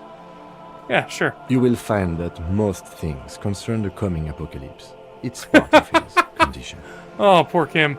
I've never heard of an apocalyptic medical condition, but then reality is a strange place. Ask away, officer. I'll help however I can. All right, we're in. I know Ooh. these all look good, but begin Ooh. with the first, okay? Where are we? We're in Martinez, baby. Baby. A casual term of endearment popular among the 50-plus crowd. It's a disco holdover, pay it no heed. I'm a disco holdover myself. Aren't we all? She refers to your corresponding ages. And what is Martinez? Martinez is a district of Revachol. A very small district tucked away near the industrial harbour. North of the 881 and Jamrock. You would be excused for not knowing about it. Unimportant, they say. Forgotten, even. Shelled to smithereens during the Revolution. It has its charms, just not this time of year. Tell me more about this Martinez. I'm not a good ambassador. I've only been here once before, as a teenager. Not a lot has changed. There are ruins, a terminal, fishing boats, reeds, boys with boxy shoulders. A brief spike of longing in her upright body. The dots under her eyelids shake. As I told you, Martinez used to be a province, a workers' resort before the city swallowed it and the artillery did its part. Now the reeds are the real star of the show here. The further down the coast, the wilder it gets. You were here as a teenager. Yes, I was slumming it with some girlfriends of mine. We had boats and... Don't hold it against me. The boys certainly did not. There's a spark in the air, a live wire hanging in the wind, in your hungover neocortex. Then the sea air cools it down. You mentioned a sea. What sea is this? It's not really a sea, it's the Bay of Revachol. And the bay feeds into the ocean. Are we near the ocean? Yes. We're on an island in an ocean, the world's largest body of water, the Insulindic. Known to the early Revacholians as Les Immensités Bleues, the blue immensities, vast, lukewarm and unknowable, flowing in and out of sight. What's the name of this island? Caillou, as you already know. We did talk about that. Imagine a pebble. A smoothed-over pebble amidst a great blue sea, misshapen, cracked.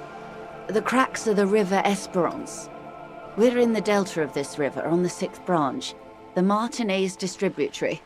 It is clear this pebble is of enormous value to her and to humanity at large. Okay, that's Martinez.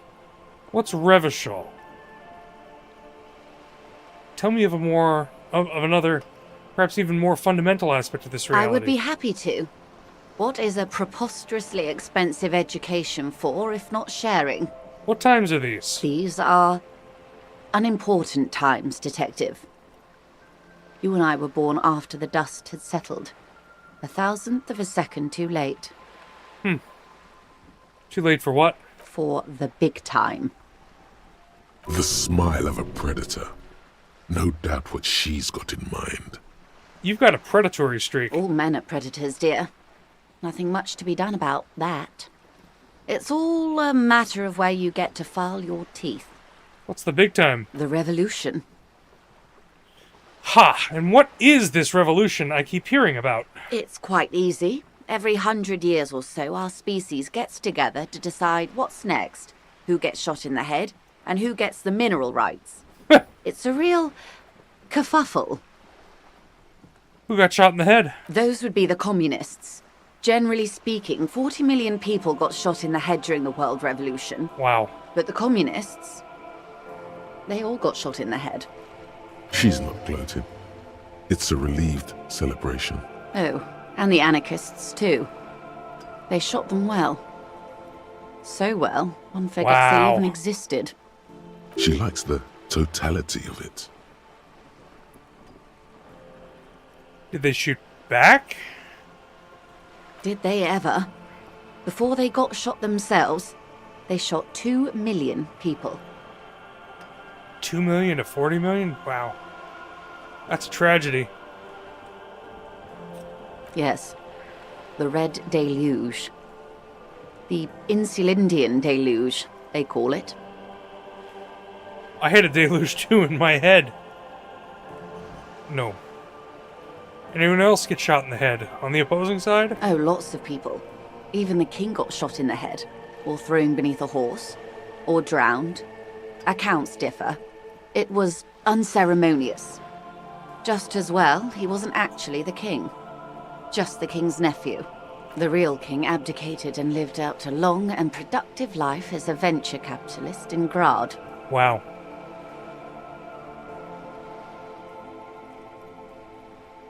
Cowardly king. I prefer the term risk-averse. King Guillaume was nobody's fool. He could smell a PR disaster brewing, so he got out alive, and his nephew Fricelle got shot in his place. Him and tens of thousands of his wonderfully fascist kingsmen. It was a wild time.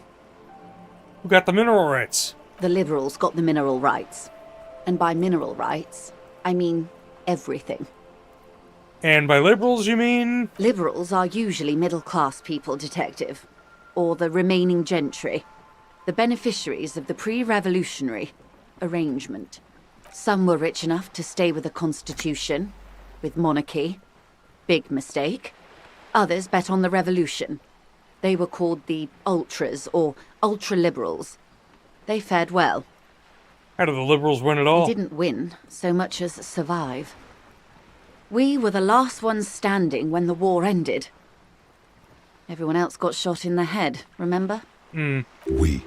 She's one of them. If everyone got shot, who was there to surrender to? To foreign intervention. The coalition. Those people really took the mineral rights. Wait, you just said the liberals already took everything. The Liberals took everything that wasn't nailed to the ground. The coalition took the ground. The ocean, the laws, and the people. Who are the coalition? The coalition of nations. Grad, Mesk, Vesper, Messina, Oranje, and Sur-la-Clay. The armed center of the world. They landed here and ended the revolution. It was the moralist thing to do. She would have been a good person to talk to first, though it might have been overwhelming. There is bitterness in her voice, tempered with understanding. She is critical, but ultimately understands the cause. Moralist? The moralists believe in keeping everything exactly the way it is. They believe in mineral rights, and not shooting people in the head. At least not in the same manner and volume as the others do. They are the long-standing provisional rulers of Revachol now, the coalition government. The rulers of Revachol, and also the world. These guys are strong. This is their zone of control. They embolden the RCM with crumbs of the same law they took. Technically speaking, you are a moralist.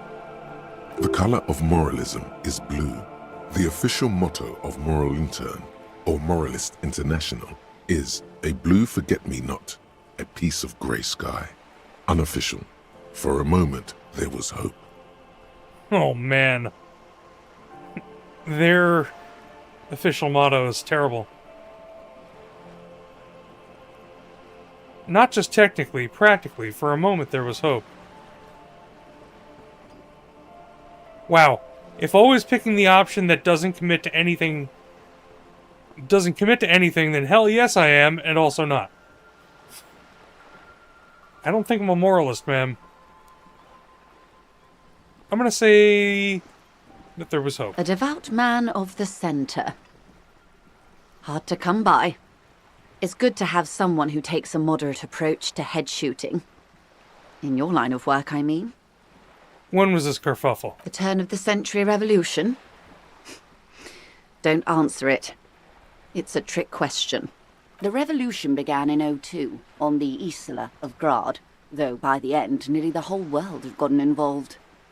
Started it. It wasn't a who, but a what.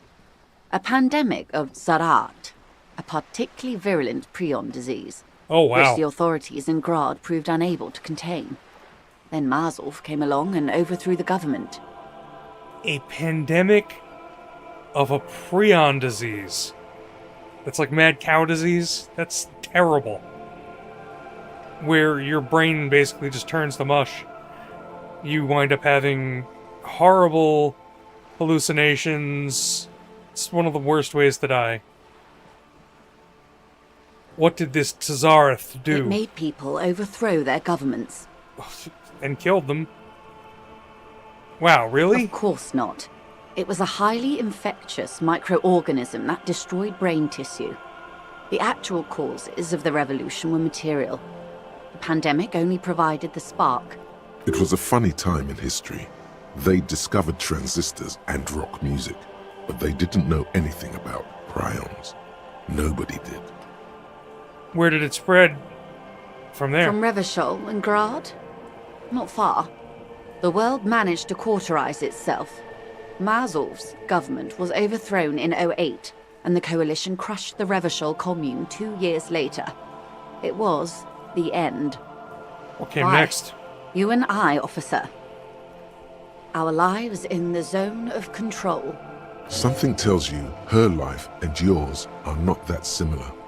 Maybe it's because she has a boat and you have that necktie? A pair of pants? Our lives are very different from each No other. doubt.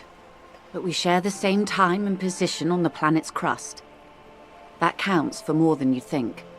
What is this zone of control? A city-state divided into free market zones under the everlasting interregnum of the Coalition of Nations. And you, of course, the Citizens' Militia. The clatter of typewriter keys fills the main hall of the reappropriated silk mill. Precinct 41. Chad Tilbrook presses enter. Outside, Officer Elfboy Williams slams the door of an armored motor carriage. The Zone of Control is the third incarnation of Revachol, after the failure of the Suzerain and the Commune. Wow. What happened to the rest of the world? Modernity. They developed the marvels of the inter-eastlery communication.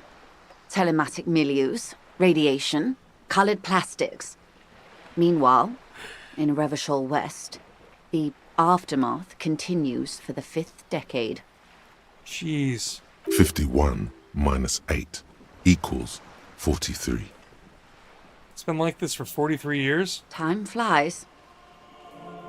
What have we been doing all that time? The 20s saw a decade of urban war, west of the river leveled, offshore platforms in flames. Still, it's regarded as an improvement on what came before. '08 to 19 was simply hell. And after that? The 30s? Things settled down in the 30s. Revachol East transformed itself into the world's largest tax haven, with the international community's blessing. For the first time in a long time, it seemed like things were going somewhere. Then you happened. Your youth in the 30s. We can sit up. All that untaxed income must have fueled the new. That can only mean one thing. That's when they discovered disco. Yes, and quantitative easing. It was a market mirage, unfortunately. The 40s dispelled it. An Isola-wide hangover, you might say. Huh. So, here we are. Welcome to reality, baby. From the looks of it, the 50s haven't been much better for the zone of control. You can see it in her eyes. Days slipping away. You don't seem to be thrilled. I've no right to be dissatisfied. This shirt is Barbara Muscova, this raincoat is impervious to rain and is guaranteed for 100 years. My daughters will wear it. No, it's just... we could have had so much more. Every one of us. If only we'd played it right. What would you have done differently? Good question. What would you have done differently? No, her first. I asked you. Who are you in all this? I would have sought a medical solution. Sounds like Zarath drove those people mad. I asked you, who are you in all And this? I asked you, past-less detective of the Citizens' Militia, what insight has acute encephalopathy given to you? Wow. Here's some wisdom, lady. Say the death thing. Say the death thing. I'm gonna say the thing about Zarath driving them mad. A cold creeps up your spine, reaching its tendrils up your neck, toward the back of your head. So a quarter of humanity simply lost their minds. And how would you stop a prion, a complex folding protein, unlife, with the technology 50 years ago?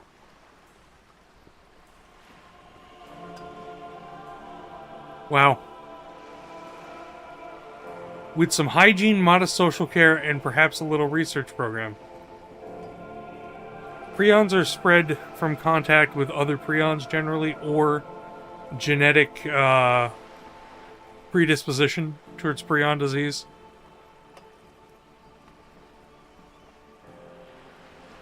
Actually, hygiene does help. I mean, when you think of mad cow disease, not having cows eat infected tissue from other cows or other infected animals does prevent it. But I don't like that answer. Liquidate the rabid prion-infested dogs who want to kill everyone? No. With privatized healthcare and a work ethic that does not turn your brain into sponge tissue? No. I'll go with number 1. The wind stops, and for a moment, there's silence. The charge dissipates into the dark water. All is quiet on the Martinez inlet. A dog barks. A gunshot echoes off the walls of some distant building.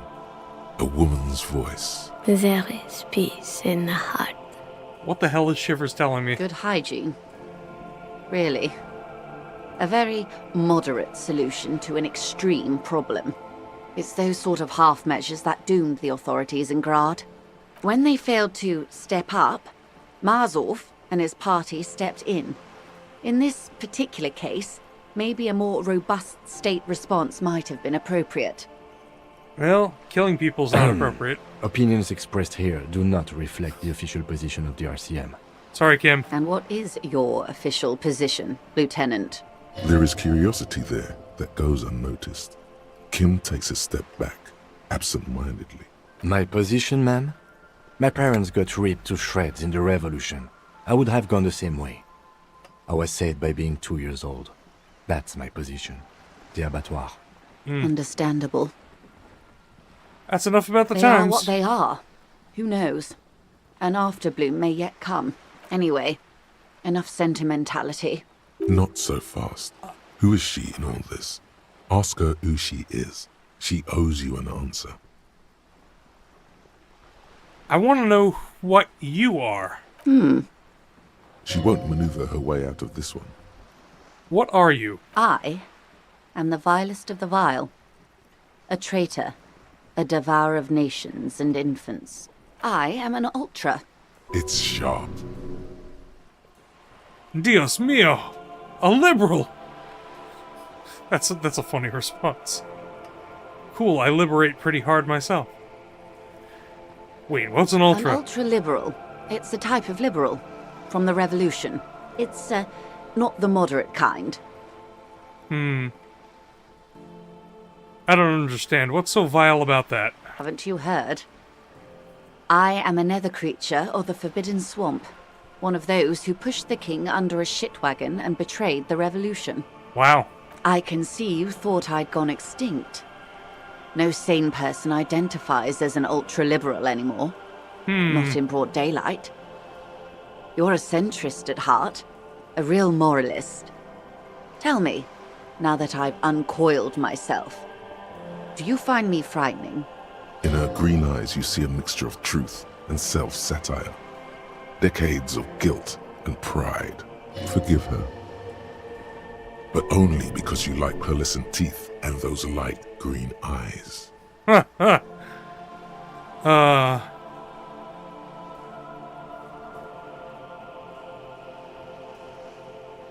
a hard choice.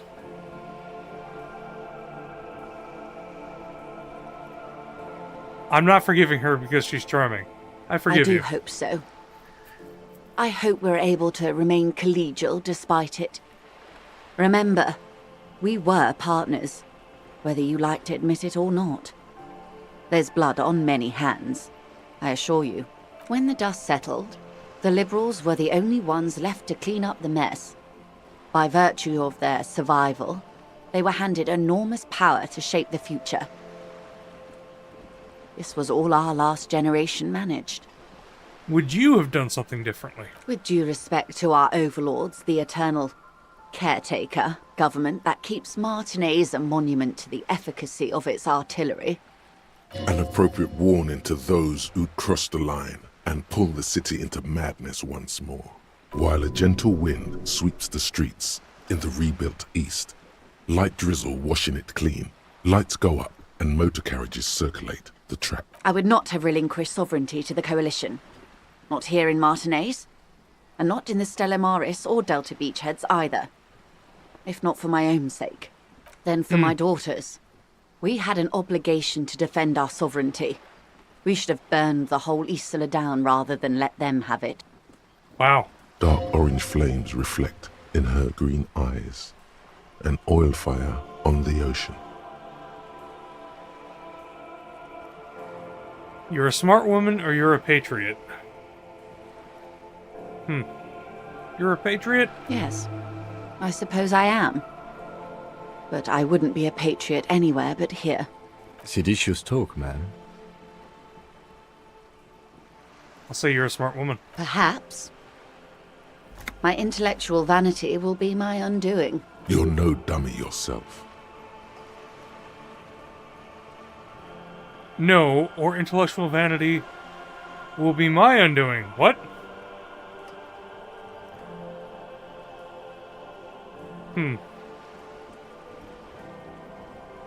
So am I. A smart boy getting smarter, one basic term of reality at a time. You have daughters? Yes. Whatever else I am, I'm also a mother. And a wife. Well, this one's Now, shall we return to reality? basically not gonna fail. What is... Think of something close to you. 6 kilometers southwest in the Valley of Dogs, Junior Officer Chad Tilbrook takes aim at a rabid black dog licking its wounds in the grass. To his left, his partner, Emil Mullins, whispers, "You heard what happened to Tequila Sunset in Martinez?" Ah, they're talking about us. "Yes, he lost his mind," Tilbrook answers, fingers on the trigger. "Don't worry, Emil."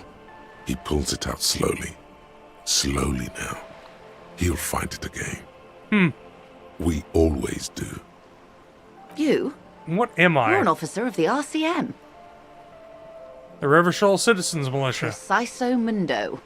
Good, and what is the Revachol Citizens Militia? Nothing more nor less than the de facto law enforcement body of We know this. post-revolutionary Revachol, Detective.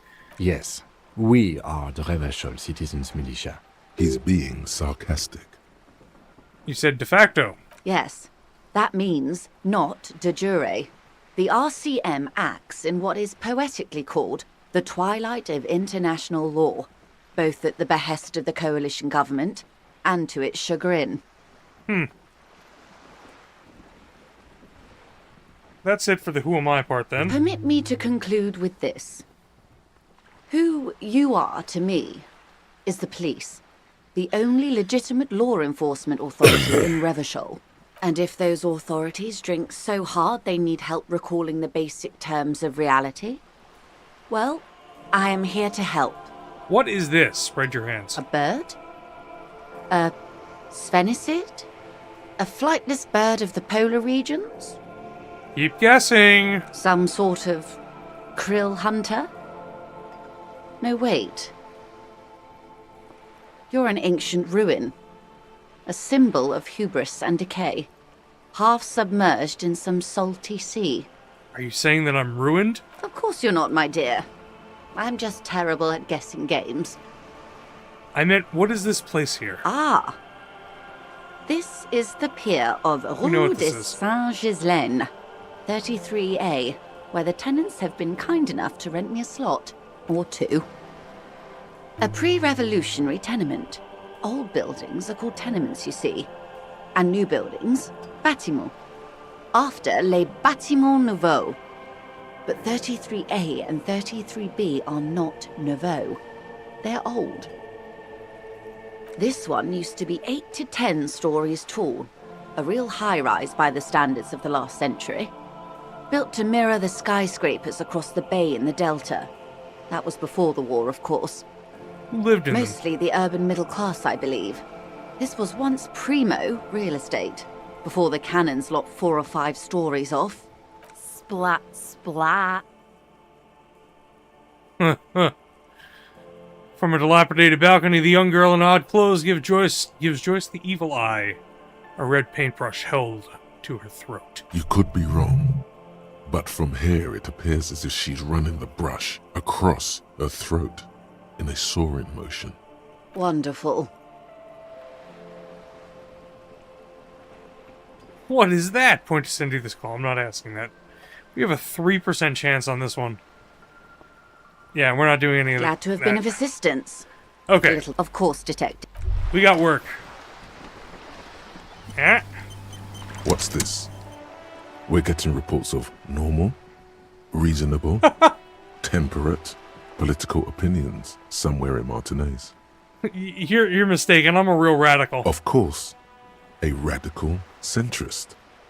In these bright and loud times where 1,000 frequencies drown one another out, sober thinking is a radical act. It's time to become a citizen of the kingdom of conscience. First, where is this kingdom of conscience? It is not a place. It is a moment in time that can only arise in the right circumstances. In all of human history, it's only been achieved a handful of times. How do you bring about those circumstances? Incrementally.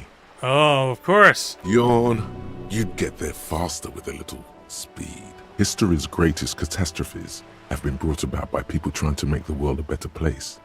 Too quickly. That's the genius of Dolores Day. Oh. She recognized There's the that Dolores. progress is meaningless if its gains are lost because of instability. Real, lasting change can only come about gradually, increment by increment. What about all the things that are wrong now? Tisk tisk. Just because you live in the present doesn't mean you have the right to place your needs above the needs of the future. You may never live to see the kingdom of conscience. Your children may not. Even your grandchildren might not. But that's no excuse not to keep working. What rationality? What benevolence? What a fucking joke. Electrochemistry's having none of this. Is the kingdom of conscience really about doing things or just preserving the status quo? Do you believe the status quo is preferable to chaos and bloodshed? Ugh, there's the hard part. And it's also a false equivalence. It's either status quo or chaos and bloodshed? No. Then you've never lived through real chaos. That's true. Sometimes, in the face of great disaster, defending the status quo is progress. What is the kingdom of conscience really like? The kingdom is difficult to comprehend, and even more difficult to describe, partly because humanity will need to discard many of the categories that define and limit it today. The kingdom of conscience is post-capitalist, post-national. It's also post-industrial, post-ideological, and even post-sexual. Oh man. That seems fine. I still want to live for the present, though. Opt out. Man, that sounds kind of terrible. I don't think I want to be a moralist anymore. Yeah. Post-industrial, post-ideological, post-sexual, post-capitalist, post-national. What is left? Yeah, I'm not... let's opt in and get it in the thought cabinet, but I'm definitely not doing this. Slow down, Mr. Reasonable. Did you miss the part about compromising and taking things slow? Oh, right. Then let's get there eventually. That's right. Remember, real democracy is just around the corner for Revachol. When that real democracy kicks in, a long time from now, we are all going to be so much happier. The Kingdom of Conscience sounds terrible. Alright, so we gotta get all the way back over there and talk to some drivers. Did we look at this? What is this? This is a wall on the side of an apartment building. Conceptualization impossible. We have a 72% chance.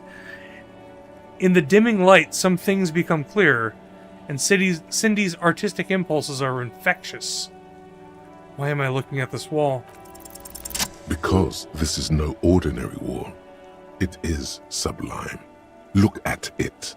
The shadows, the colors.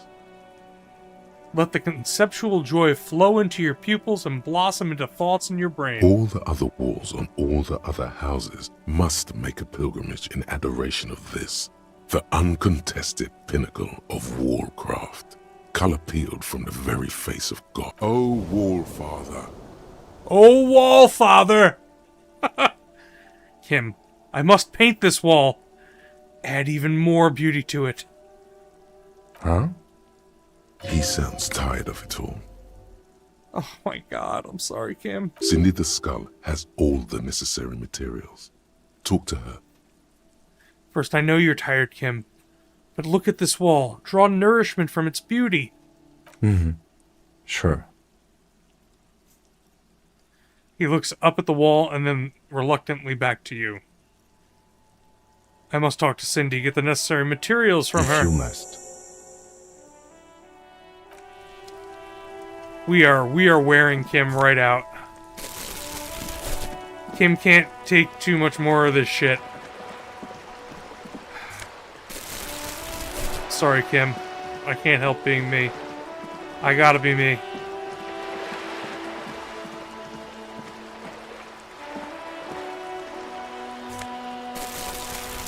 Picking up all these bottles to make money. We're gonna be rich. Alright, so there's two dudes over here that we will talk to another session. Oh! Damage looks like it could have been caused by an earthquake. Maybe a sea monster did this to the plaza. Okay. There is one thing that I wanted to do up here that we did not do. We get another crack at the footprints. There are several footprints in the mud. Yeah, here we go. left by 97% work chance. boots. Anywhere from 6 to 12 pairs have walked here. 8 pairs of boots have shuffled back and forth in the mud. Where else have we seen a gang of men in work boots?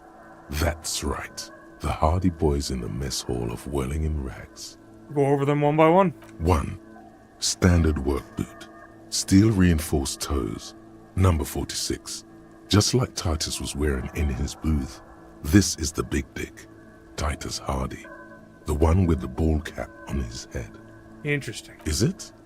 They didn't even bother to change boots. Putting them on the scene is easy. Maybe even too easy. 2. Standard work boot. Steel reinforced toes. Number 44. Either the blonde muscular guy, Glenn, or the young guy with a plectrum around his neck. 3. Hobnailed work boot. Steel reinforced toes. Number 43. The inked banger, perhaps. 4. Standard work boot. Number 45 or 46. Theo, the old smoker. You think you even see a tiny fleck of cigarette ash inside the print. What else? 5. Another standard work boot. Reinforced toes. Number 44. Same as before. Either the musician, Eugene, or the muscle-bound blonde, Glenn. 6. Light as air. Same make of boot. But number 41. Small like a rat. Shanky. You should have gotten this earlier. Better late than never, detective. The whole world is dark and the tracks burn in it with strange beauty. Count the rest. 7. The glowing outline of a standard work boot. Number 46. The imprints are twice as deep as the others. The weight exceeds the heavy guy. 200 kilograms. Fat Angus. Carrying something? And the last? 8. Another standard work boot. Number 44. There's an aberration in the pattern of the sole. The right sole is smoother, more worn. Curious. A missing 8th Hardy Boy. 7 sets of tracks, right? The Hardy Boys were here. 8, actually. That's all? Interesting. Then one of them seems to be missing. Anything else out of the ordinary? Note to self. This would be a good question to ask Titus. Where's the 8th man? A leader like Titus doesn't let one of his guys out of sight easily, especially at a time like this. Light step, number 41 Chew. I'm guessing that's the skinny Hardy Boy. The one with his front teeth missing. Yes. I could still be wrong, but I'm probably not. A heavy one, 200 kilograms. 200? This could be the combined weight of 2 people, one carrying the other who's tied up. Let's say a heavily built worker carrying a similarly built armored man. Maybe it was a fat Hardy boy, the one sitting in the middle. He might be right. 200 kilograms of living weight is unlikely. You're right, the fat guy from the booth was carrying the victim. It could have been one extremely obese person. The fat guy from the mess hall isn't that obese. He's more like a farm boy. Definitely not 250 kilograms on his own. You have to admit, he's the best fit we've got. You're right, it's him. Probably yes. This would also fit with the victim being dead from a previous gunshot wound. They had to carry him, because he could no longer walk. We're liking this. The pieces fit. Is there anything else that's noteworthy here? Ah, an aberration. One soul is smoother than the other. Interesting. Let's name it the Old Soul. I wouldn't be surprised if this was the missing Hardy boy. Wonder who he is. Do you have any ideas? Someone operating a workbench with a pedal? Like a joiner at the harbor. Or maybe a drummer? He regrets it the moment he says it.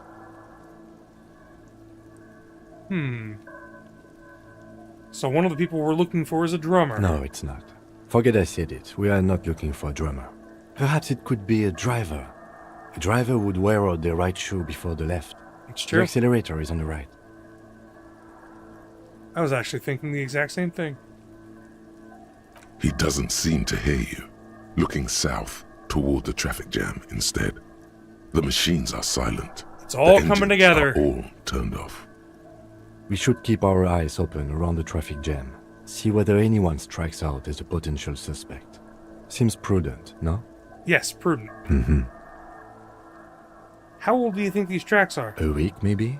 7 days would fit the time frame provided to us by the caller, who reported the hanging. It is not impossible. I pulled last week's forecast for coastal Revachol. 7 days below freezing. The day before, the day of his hanging, was the last warm day. Correct again. Sub-zero temperatures would preserve the tracks in a good state. What do you The think commotion happened? here could have taken place a week. What do I think? A mob of people brought something heavy to the tree. One of them was carrying the victim. They shuffled around, especially under the tree. Then, after hoisting him up, they stood in a semicircle facing his direction. At first glance, this appears to be a lynching. Indeed, they all stood in a row here and looked at the tree. But we know the victim had a bullet in his head. A more precise way to put it is, it was made to look like a lynching. Yep. We've been purposely misled? By these tracks? Yes. We've been through all of it. That was vital, getting that piece. Actually, do we get another shot at Kuno? Fuck, does Kuno care? Nope.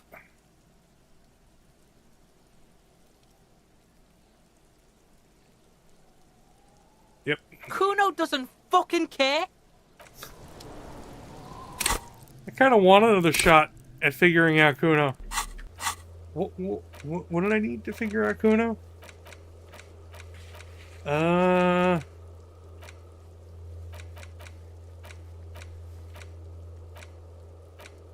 Find your heraldic bird. That's a great one. Huh. Is it an older task? It might be.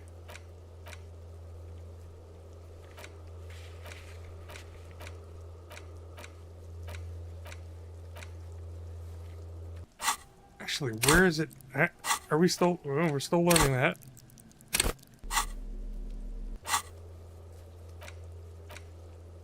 Ah, here we go. Empathy. Need more empathy. Alright, let's put a point in. Alright, let's give it another go. Does Kuno care?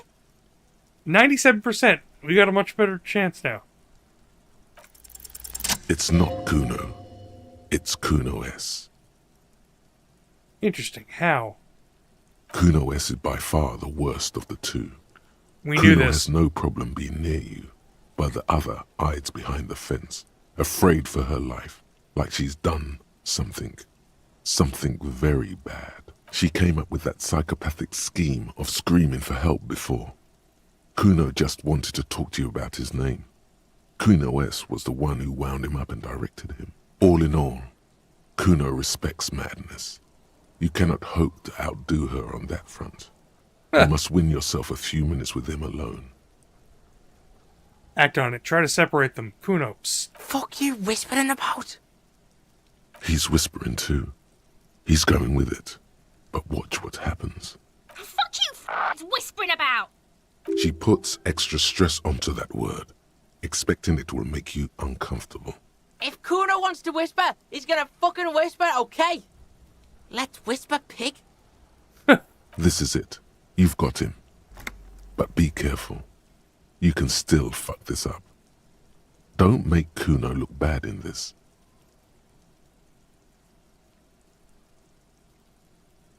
Don't make Kuno look bad. What's up with her? She's terrifying, crazy, scary. Crazy? You don't know the half of it. She's not crazy. She's insane. Dangerous. She's smoked a man. She's done people in. Probably even pigs. Stop talking to him! Kuno, I'm fucking warning you! You're gonna get us into shit! She understands what you're trying to do. Yo, see? Did Kuno not tell you? Kuno told you. Kuno talks to whoever he wants. Talk, pig. Kuno's got it under control. You did it. They're separated. He's even turned his back to her so she can't read his lips. Fuck. She can read lips. You should cup your mouth. What do you mean she smoked someone? Kuno means she killed someone. That's right. She's a killer. Like, actually a killer. His little green eyes are fixed on yours. He's meant everything he said before. But right now, he not only means it, he is sincere. Isn't she too small to overpower someone? Are you getting this? You think I'm fucking telling you a joke here? How hard do you think it is to kill a fat ass?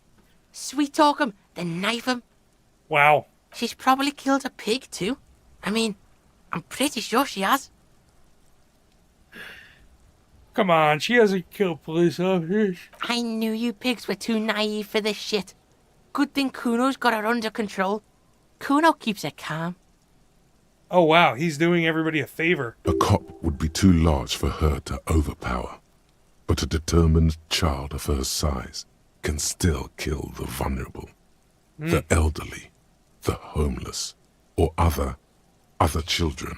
The creature peers at you both from over the fence. There is something searching in her eyes. Fear.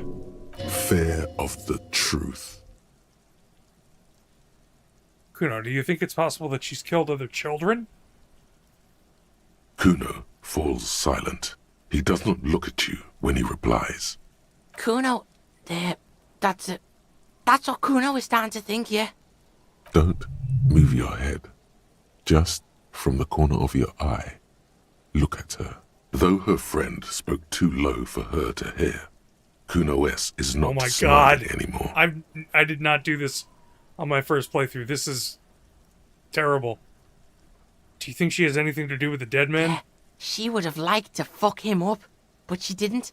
Kuno wasn't around, and C was with Kuno.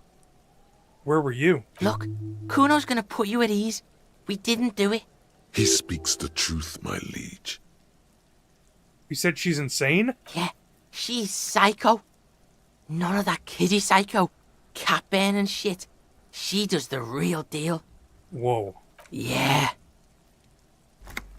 What's the real deal? Snuff radio shit. Believe me, pig, you don't want to know. And he doesn't even want to think about it. This isn't just another boast. What's that language she uses? Fuck knows. She says it's the song of her people or some shit. Crazy people. The fucking Nakis. I don't know. It's Suruese. The Suru are an indigenous ethnic minority in the social democratic powerhouse Vasa on the tundra and taiga-covered Isola of Katla. Far, far away from here. As far as possible, really. Do they have haired people there? You mean evil little red-haired people like her? Yes, they do. The Suruese have that ginger gene. Interesting. Could she be Suruese? Suruese? Like that man from Helmdall shit? She could be. She could be that Helmdall shit. Revelshot does have a small Suarese community, or she climbed into a yakberry crate and was shipped over accidentally. Is she your sister? Fuck no, she's not my sister. She's just a stray who got in, like a mad dog or some shit. Stray? Yeah, she was just there. He points to the apartment building beyond the fence. What was that, Kuno? She was in the hallway, dripping wet, by the fucking shoe rack, in the dark. A shoe cupboard just off to the right. Have you been to this place? That hallway there with the janitor's closet? Yeah, that's the place. She was just balled up near the closet, psycho style. Why was she dripping wet? Kuno's got no fucking idea. Her hair was all wet. I think she pissed on the floor too. She was there for 3 days, in the corner, every time Kuno went out. You know this. The body goes into a kind of revulsion shock. Murder hangover. That's what it could have been. Murder hangover from when she... Killed a kid. Yes. Makes them look for a quiet, dark place and just hibernate there. Usually goes on for a few days, up to a week. Must have been her first one. You only get it on the first one. You said she got in. How? I dunno. Someone left the door open. Kuno comes home. She's sleeping under the desk, under the pile of clothes, like a dog. What about your parents? Kuno's dad doesn't give a shit. Doesn't even see her there. Or thinks it's fucking Kuno. Shit's all on Kuno. Wow. Wow. All this has been put on Kuno. This recontextualizes how much of a little bastard he is. Kuno-S, two of a kind. Why is she called Kuno S then? Because she fucking looks like Kuno. Huh? It's true. No one knows You don't her know name. her name? Kuno told you, this shit was psycho killer. How are you dealing with all this? How's Kuno dealing? Kuno's dealing just fine. He doesn't need you fucking with any of it. C doesn't either. Kuno's got this shit under control.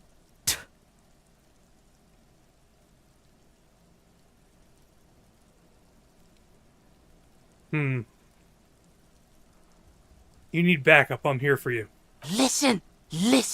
C is Kuno's go-to. Kuno's protecting her. You fuck with C. You fuck with Kuno. You threaten her. You threaten to take her away. This is what it all comes down to. He needs you to take him seriously now. I'm going to kill you. I'll run when you put the cuffs on her, sneak up on you later, and fuck you up. You understand? He may not be able to do it, but he will try. Right now, he believes he will.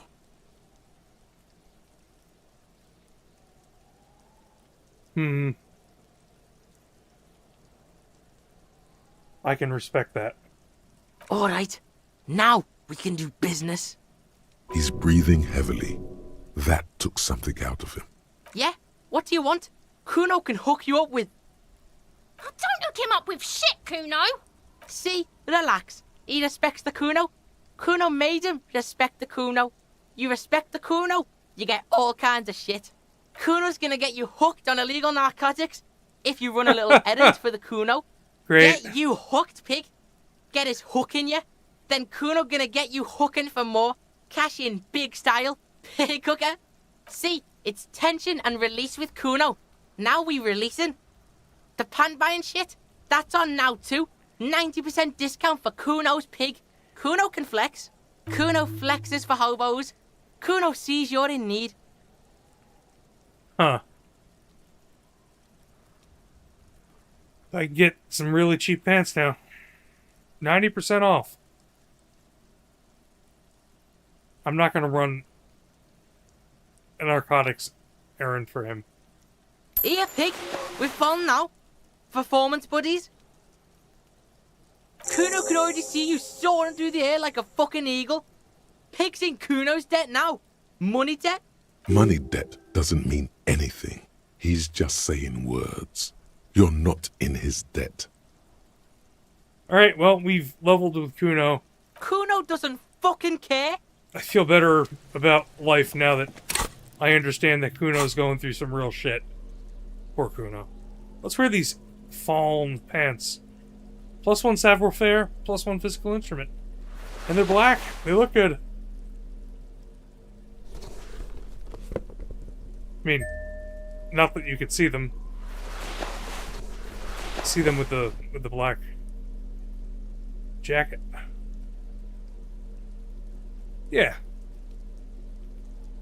Other than the fact that I'm carrying around a plastic bag full of bottles, looking good. Okay, so ooh, more bottles. Oh, more bottles. Alright, so there's a couple things we gotta do. We gotta talk to all the people out here. But before we do that, I wanna go... Damn, that felt good. Your heart's pounding nicely. You should tell people to fuck off more often. That's what we said to the racist. No, you shouldn't. You're an officer of the law. Kim, I think I should tell people to fuck off more often. It felt really good. Not as a general rule, but that one was justified.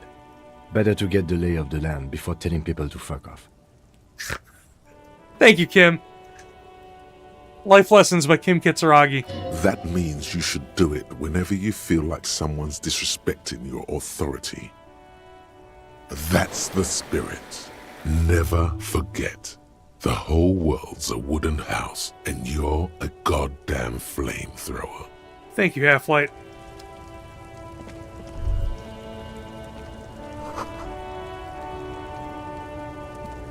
Looking for something, Hunt? Come to tell me to fuck off again? You could push him by asking him to show you the soles of his boots. Let me see the soles of your Looks like boots. someone capable. Been admiring the stompers, Hunt? For sure, I can demonstrate them. On the bottom of the man's boots, you see an intricate tangle of treads with no immediately discernible pattern. Nowhere. The wind howls over the bay of Rivershore, a cascade of cold air flowing through the tangled city streets. Is that a map of Rivershore? It sure is. Where did you get boots like that? Custom made. Cost me a pretty penny. You'll see when the time comes, officer. True patriots carry Revachol in their very souls. Technically, you're stomping on Ravachol every step you take. Ha! Thank you, Kim. I know you people don't understand poetry.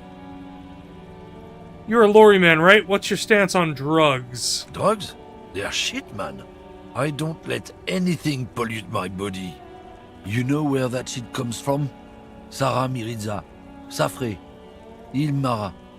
They take the money from our local junkies here and then use it to outcompete us in the manufacturing sector. Oh, yeah. They know they can't beat us in a fair fight, so they have to get us to weaken ourselves somehow. It's oh, sabotage, more of your racist bullshit. There's your in. Take his side in this particular fight.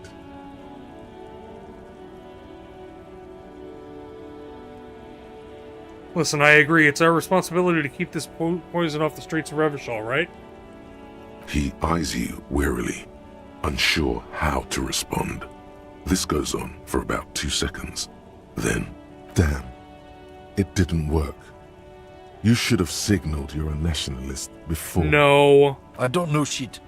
And if I did, I wouldn't tell you. So why are you still hanging around here? Most of the other lorrymen have left. What do you think? I can't leave the lorry unguarded. Stuff's been getting looted lately. It's those little kips sneaking on at night. If they touch my stuff, the bosses will be on my ass like ass cancer. There was a bunch of spilled boxes in the back of a big lorry nearby. Yeah, I knew that guy. He was an honest driver who loved this country. We were having a good debate about genetics at the Wheeling in Rags when some kip boys smashed his lock and took damn near everything. Lost his fucking job over it. Since he left, I haven't had anyone to talk to.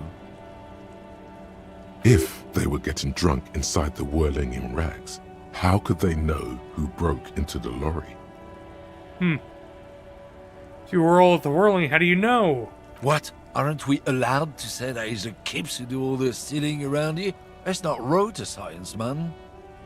If it's not you, then who's running drugs through the Terminal B? Isn't it obvious? Fucking Sealang. That beady-eyed South Samaran. His little side business is a scam.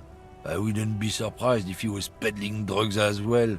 Who's that? He's a Samaran guy who likes to pretend he's some kind of businessman. Really, he's just selling his employer stuff. Stuff he stole after he broke the seals on his Humanox lorry. Where do I find him? Just follow the smell. It smells like apricot and oil. This guy is terrible. Nearby. Yes, yes. Where is he? Looks like I offended your partner there. Too bad. Sealang's usually a little bit south of here, near the canal.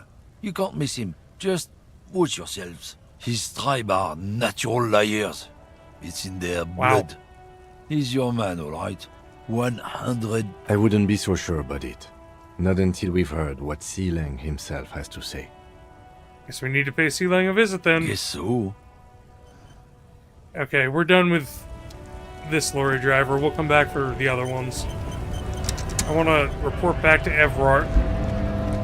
We did his bidding. We can get in here without talking to Jean-Luc.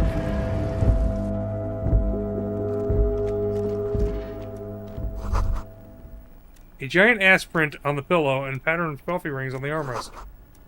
Someone is habitually chilling next to the radio. Ah. The already familiar cold. We found out about that with, Fat Tony or whatever his name was. He was scanning the radio frequencies.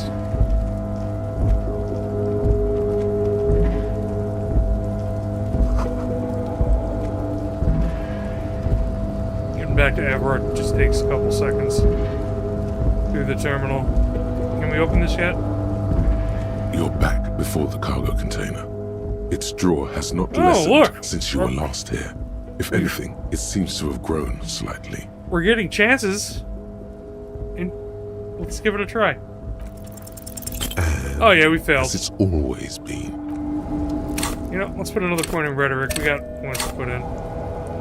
You're back before the cargo container. Yet despite the dirt that surrounds and trails you, a beacon of light emerges from deep within you. Hello, is there anybody in there? The door stands silent. Satisfied, detective? Try again. If there's someone in there, I'd like to talk to you. Just like that, you hear a click, then a rattle. Some mechanism unlocks itself inside the door. Oh boy. Ahoy! Come on in! It's a mega rich light bending guy. You can't be serious. Kim!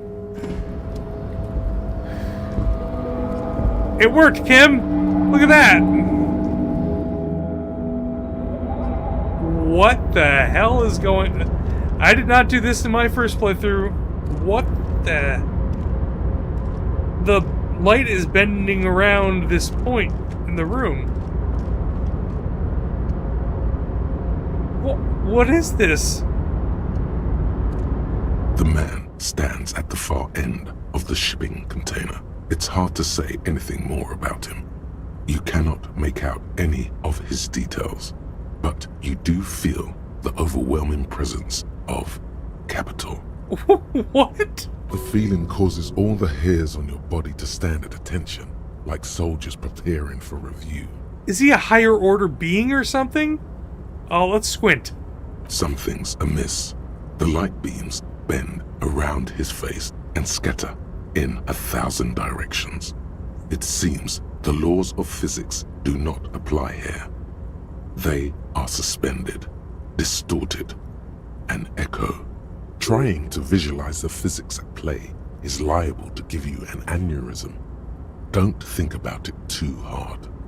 In the general stillness, only your tongue moves, flickering as you utter. Hello? Welcome. Come in. Make yourself at home. Sorry, I'm not better able to receive you. I wasn't expecting visitors today. You can't hear him exactly, yet you're able to understand every word he says. It is very strange. An overwhelming hum covers everything. Voice doesn't escape from him. Now, what can I do for you, gentlemen? What you can see of his body appears composed in a sharp summer suit and yacht shoes. Who are you? Who am I? Oh, I haven't been asked that question for such a long time. I don't meet a lot of people outside my circle these days. Anyhow, my name is Rustam Diodore, investor, license holder, and extremely high net worth individual. And you are? Okay. Mr. Diodore, I am Lieutenant Kim Kitsuragi of the RCM, and this is my partner.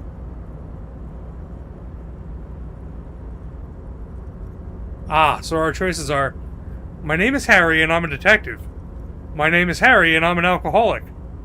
My name is Harry and I'm an alcoholic detective. Or my name is Raphael Ambrosius Cousteau, most likely. I'm gonna go with alcoholic detective. Pleasure to meet you, Harry. Though I'm sorry to hear a good public servant like yourself is in servitude to the drink. A man can't serve two masters in my experience. I can assure you, Mr. Diodore, that despite his vices, he is a competent detective. Oh, don't you worry, Lieutenant. I can tell a good man when I see one. Who are you? We got that one. How did you become so rich? Oh Lord, not this again. What's the matter, Kim? Oh, nothing. It's just that we've got this murder to solve, and yet you go around asking everyone about money. And every time I ask, are you sure this is related to the case, you say, sure, Kim, I think it is. And yet, it never seems to get us any closer to solving the case. It's quite alright. I'm used to the question by now. To be blunt, I inherited my fortune from my grandmother, who herself was an extremely high net worth individual back in Grad. All I did was take her fortune and invest it prudently. Believe it or not, it takes more than a bit of skill not to blow a vast fortune on sailing boats, bad choices, and unsupervised state policy. And blow. And blow. Actually, at the level this guy is, it takes several generations to do that. But, alright. What's it like being an extremely high net worth individual? I gotta tell you, at first, being rich is a lot of work. You've got to work hard because everything's so darn expensive. You know, prices increase exponentially at this income level. Okay. But then, once you've reached my position, it's nearly impossible for me not to make money. My assets are so diversified that I'm bound to come out ahead no matter what. Some of my lower net worth friends say to me, but doesn't that take all the fun out of it? And Not really. Not really. Oh man, you're a thief. People out there are working their asses off while you chill here. Don't you think that you should use your great wealth for the glory of your fatherland? That's not what I'm saying.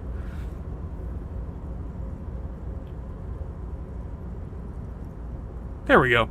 It's great that you've done so well for yourself, but don't you think that you owe some of that wealth to the rest of society? Sure. And they benefit when I buy things to stimulate the economy. Do you know how many jobs it takes to build and maintain a racing yacht? Hundreds? Dozens, at least. Of course, in the future, it'll all be automated. But my point is this. Wow. Every man gets what he earns. It's the height of tyranny to take that from him. Wow. You've earned it by doing what? Man, being a high net worth individual sounds great. It is truly. It's almost entirely carefree. It really leaves you time to better yourself spiritually. Hey, all this talk about money has made you lose the thread. What is going on with the light in this place? That's what you need to ask him about. There's something strange about you. What do you mean? You somehow look a little different. Are you talking about my chin? No, I mean I can't see you. It's as if something is happening to the light. Oh, that's what you mean. Yes, I've heard of this effect, though I've never witnessed it myself, of course. It has something to do with our Weiss-Wiesemann coefficient. The Weiss-Wiesemann coefficient is a ratio designed to reflect the difference in net worth between individuals. When the coefficient is close to 1 What? or 100%, it means one person possesses all the net worth. Among that group of individuals, it's been observed that when the Weiss-Wiesemann coefficient reaches about 0.96 or so, the laws of physics begin to bend around the high net worth individual. That explains it. There's what? What is our coefficient? The Weiss-Wiesemann coefficient for you and this individual appears to be 0.9998, repeating. That's not good for you. Are you telling me that you're so rich that light literally bends around your face? Among other things. But calm down. I'm but a lowly single-digit billionaire. I'm calm. That's good. Kim, are you seeing this weird stuff? I see nothing of the sort. To be frank, all I see is a gentleman who's unusually well dressed for Martinez, in a cargo container, which I admit is odd. Yes, I imagine that does look strange to you. My container. What are you doing in this container? Traveling. This is a great way to get around. It's fun, it's safe, and it gives me lots of time to think. Wouldn't say it's exactly safe now, but financially secure individuals are known adrenaline junkies. By the way, let me now ask you a question. Where are we exactly? In the very, very early days of colonizing this archipelago, the kingdom of Sirens, a precursor of a modern Sur-le-Clay, used to own the city of Revachol, an obscure detail in the bigger picture, but still worth dropping.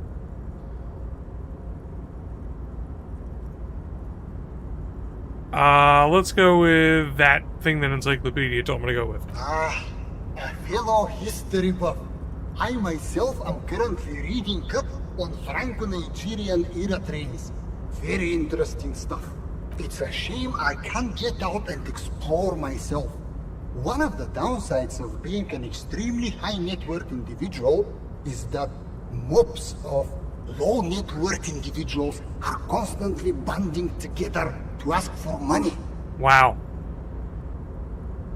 Why don't you help them? You've got so much money it can't make a difference to you. There simply aren't enough hours a day to handle all the handouts. It's like feeding seagulls. There are always more, and they never seem to do anything interesting with it, except more seagulls. Spending money is a matter of desire. I'm sure you agree. I don't have the desire for spending it like that. So you travel in a shipping container. Smart, no? It also provides a means to hide from all the targeted advertising we extremely high net worth individuals are constantly subjected to. What? Luxury yachts, high fidelity portable radio systems, fail-proof outerwear, and so on. It just gets a bit middle class after a while. A bit bourgeois.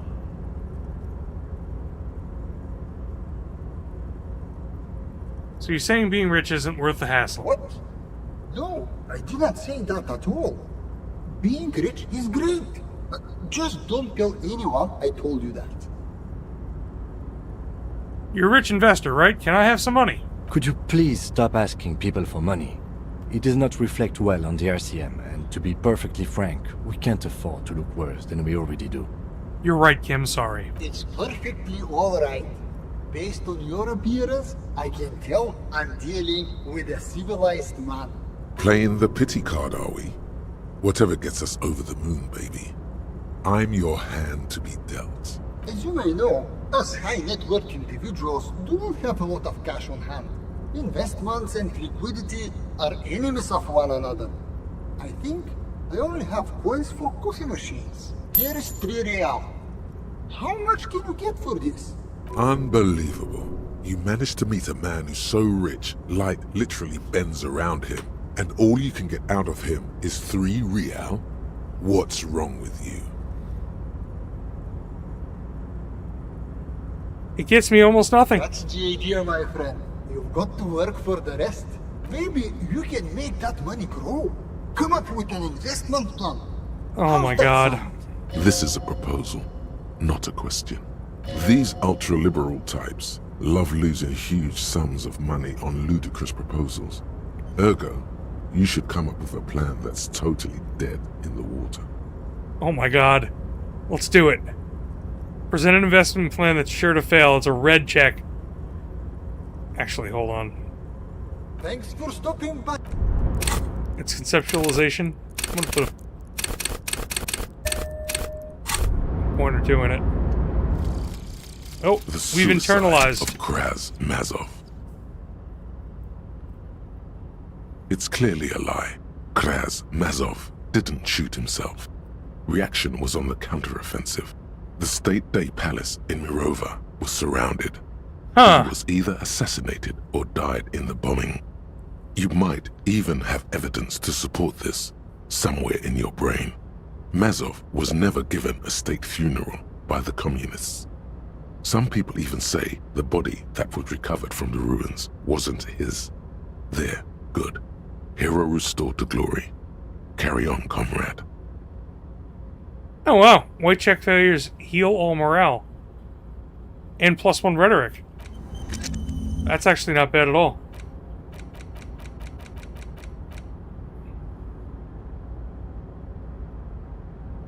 Let's research the fair weather. And let's give it another try here. What can I do? If we fail, we fail. Let's present an investment plan that is sure to fail. What's worse than throwing money at something that's already failed? Okay. So I've got this idea for a board game. Go on. Brace yourself. It's very high concept. I'm ready.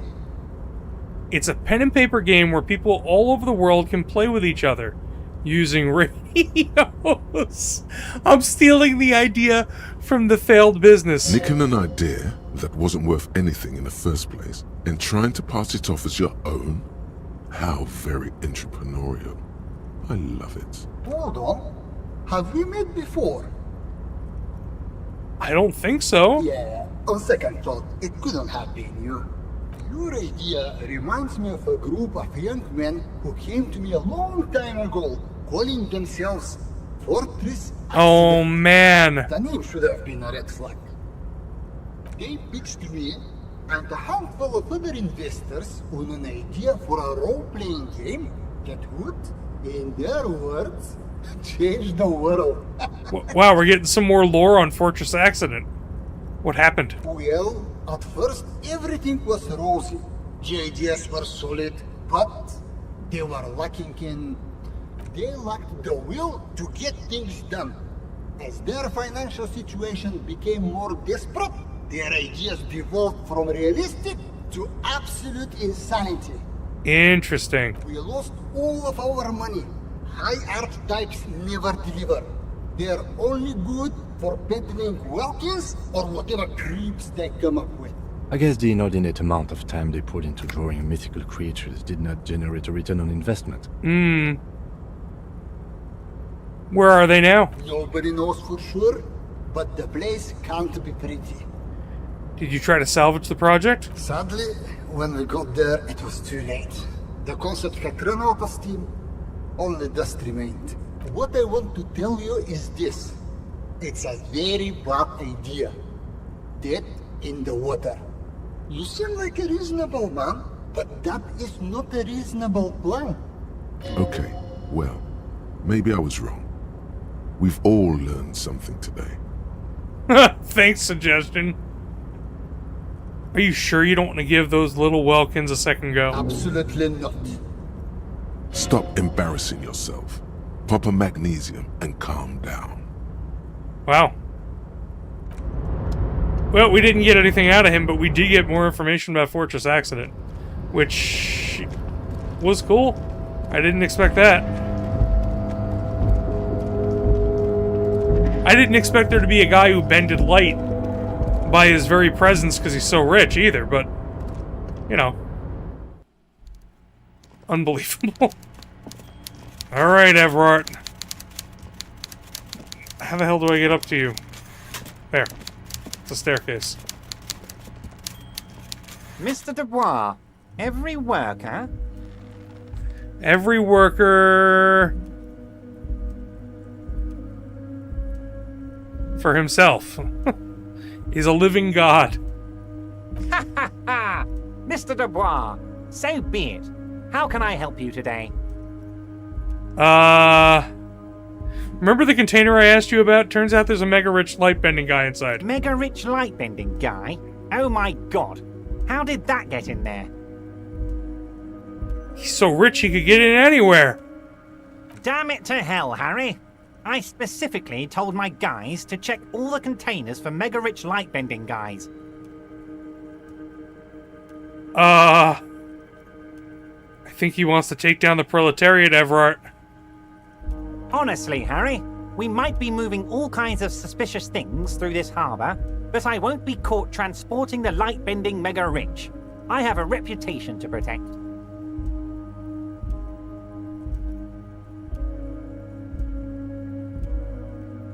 Wow.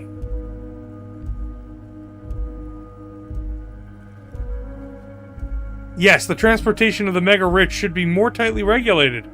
Didn't seem like he was safe. You're a fucking idiot, Harry. I love it. Thank you for sharing this deep, idiotic part of yourself with me. A hallucinating market liberal. I love it. So poetic. I shudder to think what you're going to tell me next, Harry. Not for 1 second did he believe there's an actual mega-rich person somewhere in his container town. I did it, Everard. I made it even shadier. What? The brew, the shady brew. Oh, how could I forget your little side project? Well done, Harry. Well done. Don't even tell me what it was. But good job. I love it when workers take the initiative like this. So do I. That's one tasty brew. You should drink some right now, if you can. I opened the door, you asked me. Can we discuss the murder now? We'll save that one. I'm told the Union is involved in the local drug trade. What? Harry, how could you say that to me? You know I appreciate a joke as much as any Johnny Fat guy, but I can't take slander. God, I hate this guy. Are you actually investigating this? The reaction appears to be sincere, but it's impossible to tell with this guy. No, I'm not. You've hurt me, Harry. Me, a friend. But you know what? And gets over it in 2 seconds. Seems like it didn't really hurt him. I trust you, like I trust all my friends. And I know you'll never talk to me about this again, because you don't want to wound me. So do what you want, and let's change the subject. He's hiding his real reaction beneath courtesy. Thank you for your understanding. We will continue to do what we must. You too, Lieutenant. You know, I like you, but you never were my favorite. I'm a Harry guy. I'm Team Harry. Oh my god. Do we have anything else to do here, Harry? I met Joyce, the company rep. Oh, that's very nice. I haven't gotten around to her yet.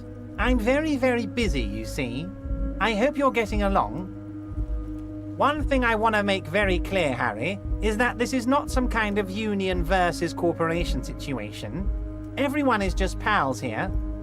Just pals? We're all trying to do what's best for Martinez. Don't feel like you can't cooperate with her because you and I are such good friends and I helped you get the body down. And I'm helping you find your gun. I'm not a jealous guy. Whoa, that's so nice of him. Suspiciously nice. What happened to the previous negotiator, Mr. Gaumont? What do you mean, Harry? Nothing. I let him go. Why would you let an ally like that go? He's an old man, Harry. I wanted him to spend more time with his family. God knows how long he's got left. You called him a midget. Harry, I have little people in my organization. I would never call someone a midget. What is this? Honestly, I'm beginning to think you're a midget, Harry. I'm only kidding, Harry. You're not a midget. No one is. We're pals. I really hate this guy. It's hard to say if he really lost his temper, or if this is another one of his tricks. But I do This like man hearing him talk. almost never angers visibly. Joyce said the previous union leader vanished under suspicious circumstances. Vanished? Harry, the woman left her casserole in the oven and couldn't make it here in time for the voting. Oh, did I leave my casserole on? Better go home and check. The election can wait. When she got back, the whole thing was over. Wait, there was no mention of a casserole from Joyce. Funny, Joyce didn't mention any casserole. Harry, Harry, Harry. Do not fixate on this little matter. Maybe it was a rabbit stew, or a hairdryer, or an iron. The point is, her heart wasn't in it. Mine was. That much is true. His heart truly is in it, though you wouldn't think so by looking at him. This particular brand of humor he has, it makes for a fine distraction. If it's spilled blood you're looking for, then there certainly isn't any in his expression or demeanor now. Are you sure I find it a little odd? I'm just a nice guy, Harry. I wouldn't be where I am now if I wasn't nice. Politics is all about emotions, and I want you to have positive emotions when you think of me. Okay then, positive emotions it is. You like positive emotions. I told Joyce that I met you. It's perfectly okay. Even if you've told her everything we've talked about, it's absolutely fine. He seems happy about the prospect of you telling Joyce about your conversations. Sounds like you want me to tell her about our conversations. No, Harry. I'm perfectly neutral and 100% for transparency. I know people say a lot of bad things about the Debardairs Union, but we are actually squeaky clean. Yes, he really doesn't seem to mind. Sure, he thinks. It's about transparency. Why haven't you let her in to see you? If she actually wants to see me, she will find a way. Any good negotiator would. And I just don't have anything to discuss with a bad negotiator. You know, technically we made it in, so she could have. It's a fortress. He knows she can't get in here. He doesn't want to see her. It's as simple as that. Of course, Harry. Let me just assure you one more time. It's perfectly okay to share anything we discuss here with this Joyce. This is a completely transparent organization. I have no interest in what she is doing, but I myself have nothing to hide. Your business is your business, and I respect your privacy. Just remember, none of this is secret. Okay. Tell her about all of it. My brother's picture, my singing swordfish clock. Tell her how overweight I am and how I'm helping you find your lost gun. Tell her about everything. Everard doesn't mind. It is rather interesting to tell people things about each other, isn't it? It was nice telling him about her right now. This is weird. Not nice weird, but okay. Huh. I opened that door you asked me. Can we discuss the murder now? I'm very glad to hear that, Harry. One question. You didn't actually happen to stumble in and see what's inside the apartment, Oh, I you? did. He's trying to figure out if you're lying. There is no way to sway this man in any direction.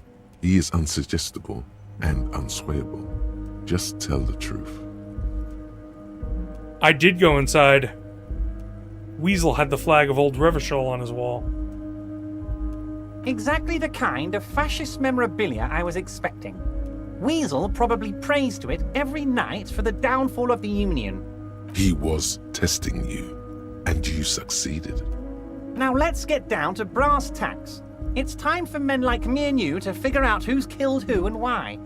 Real police work is gonna start happening now. I promise you, Harry, this is gonna be good. There was a collection of colonial mugs there, and I found a similar mug in the trash with the hanged man's clothes. Racist mugs in the trash and in the apartment? You guys are just light years ahead of me. I have so much confidence in the ability of your organization. I'm relieved you're doing this and leaving me to do what I do best. Helping people. With the power of politics. Yes. Do you think this Weasel is somehow connected to the murder? Oh, no. I don't cross paths like that. All I want is for you to succeed in your investigation.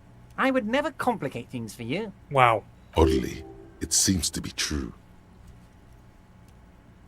But this weasel might have cleaned up after the killers. Believe me, Harry, he's a nobody. Just your basement variety nobody. Can't imagine him being connected to a high-caliber case like this. But he does live nearby. Maybe it's a pedantic weasel. Fascists are known to be neat freaks. I feel like a real detective right now, Harry. Am I getting this right? He imitates bashing something with an imaginary baton. That's not how you baton someone. The technique is way off. You strike with your whole body, not just the baton.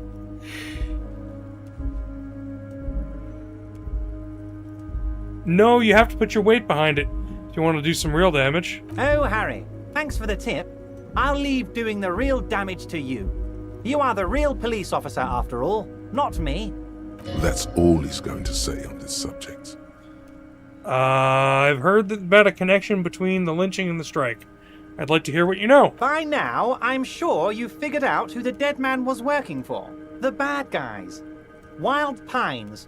Sent to scare us. Another violent measure of the top hats against us flatcaps.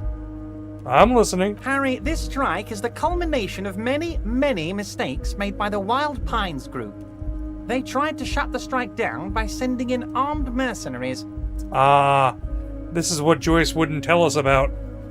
Because it's a trade secret. You mean our victim? A security contractor? Can you imagine that?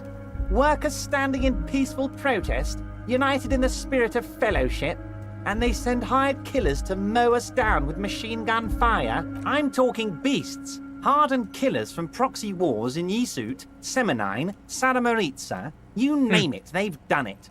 Raping, killing, burning villages, killing little children for the Senorita Pineapple Company, Harry. Those Senorita Pineapple people are scary motherfuckers.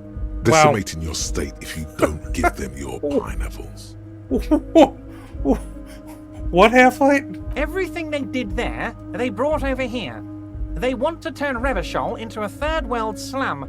Honestly, the only thing they didn't do is kill the village elephant. Hold on, you have a village elephant? No, Harry, the elephant is metaphorical and so is the village, but the mercs and their brutality are very real. Go on. Now, I haven't personally witnessed the brutalities out there. I have the luxury of staying in my container, you see. If I need to go somewhere, they just move my container. Wait, they moved the container? Yes. I'm an old man, Harry. My legs aren't what they used to be. They lift my office with that big crane. It's actually very fun. You should try it. But enough about me and my fun container. The killers the company hired, I think there were 3 of them, all hardened commando types. Okay. One of them got downright suicidal, getting drunk, violent, a little rapey. Even their own negotiator couldn't control him. That's your boy, the one who likes hanging out and freeze. The one who got killed. By negotiator, you mean Joyce? Harry, what you need to realize is, we dock workers are not pushovers. We got grit, Harry. This whole neighborhood does. Push us hard enough and we push back. And when we do, we push to kill. An entire neighborhood of killers. Wait, the whole neighborhood's in on it? Potentially, Harry, potentially. We got arm wrestling champions, rowing club people, ex-coal miners, tough guys, all ready to spring into action for their home base. Who exactly did the pushing? There's a militant wing inside the Union. A group of people whose duties don't involve manual labor, but peacekeeping in the neighborhood, making sure the Hardy everything Boys. runs smoothly. That sounds a bit like organized crime. They're like you guys. Idealistic people who want to make sure bad things don't happen. And if they already have, well, punishment must follow. Again, that sounds like organized crime. So these idealists killed our victim? One day Titus Hardy, leader of this peacekeeping faction, comes up to me and says, "Boss, socialist democratic fervor drove us to take it upon ourselves to kill this beast that was burdening the land." He probably worded it differently, but that was the idea. Sure sounded to me like they killed him. I gave them 2 weeks paid leave and told them to lay low to avoid retaliation. Aren't you worried we might arrest them for this? Oh, I'm not at all worried about that. These are not the kind of men who get arrested. They're Martinez boys, tough and gritty. I'd like to see the man who takes them in. Besides, I sent my lawyer girl to look after them. Yes, you did. Despite his boastful tone, he's having doubts about something. But what? Maybe he doesn't believe the boys really had it in them. They're his boys, after all. I think you're sharing information with the police because you don't think they actually did it. That's very clever, Harry. Yes, they might have said it just to impress some girls or something. But Titus has a bad temper, so the chances are 50-50. He thinks it's closer to 60-40. 60, they didn't do it. Here. Yeah, we're gonna do that. There was a bullet in the hangman's head. So they shot him? He sounds pleasantly surprised. He was shot in the head before he was hanged. How odd. I don't know what to say, Lieutenant. They told me they hanged him. A hanged man is what I saw when I took a look into that yard. It's impossible to say if he's telling the truth, sire. What I do know is, the case is in safe hands. If anyone can get to the bottom of this shot and hanged man, it's my 2 little policemen. Godspeed, policeman. How do you know the mercenaries were hired by the shipping company? How do I know? Let me tell you about these people. That's their MO. It's what they do. Last winter, some poor workers in Terminal E went on a little strike. The company sent in Sediment, a security contractor. The strike was over the workers' right to wear protective footwear, Harry. These guys turn up and start beating people. Tell you what, Harry, I wouldn't be surprised if we got the same mercenary company, after a little rebranding. And I'm sure as hell not surprised to see an army of scabs under my gates. So you believe the scabs were organized by the security contractor? You said it. Hell, one of those guys looks big enough to take down that proverbial elephant. Boys like that don't just happen to show up during strikes. The name of the company is Crenell this time. It might have been Sediment before. Of course. You're always one step ahead of me, Harry. I'm no genius. I'm in this position because people like me. You mentioned the lawyer girl. Oh, Liz is a bright one. I paid for that law degree myself, thinking it'll probably turn her all fancy. But hell, Harry, she came back a firebrand socialist. Sometimes she scares me with her zeal. Tell me about Titus Hardy and his crew. Oh, they are simply fine young men, all 7 of them. Exemplary union members. There's that 7 always number, working not 8. to advance their position in the local socialist democratic movement. Core members. Old Theo used to run them, but things really kicked into gear when Titus took the reins and named the group after himself. Gotta love his initiative. Yep, so Theo is the second in command. Interesting. The old guy. Who's second in command? They're almost all of them great guys, born leaders.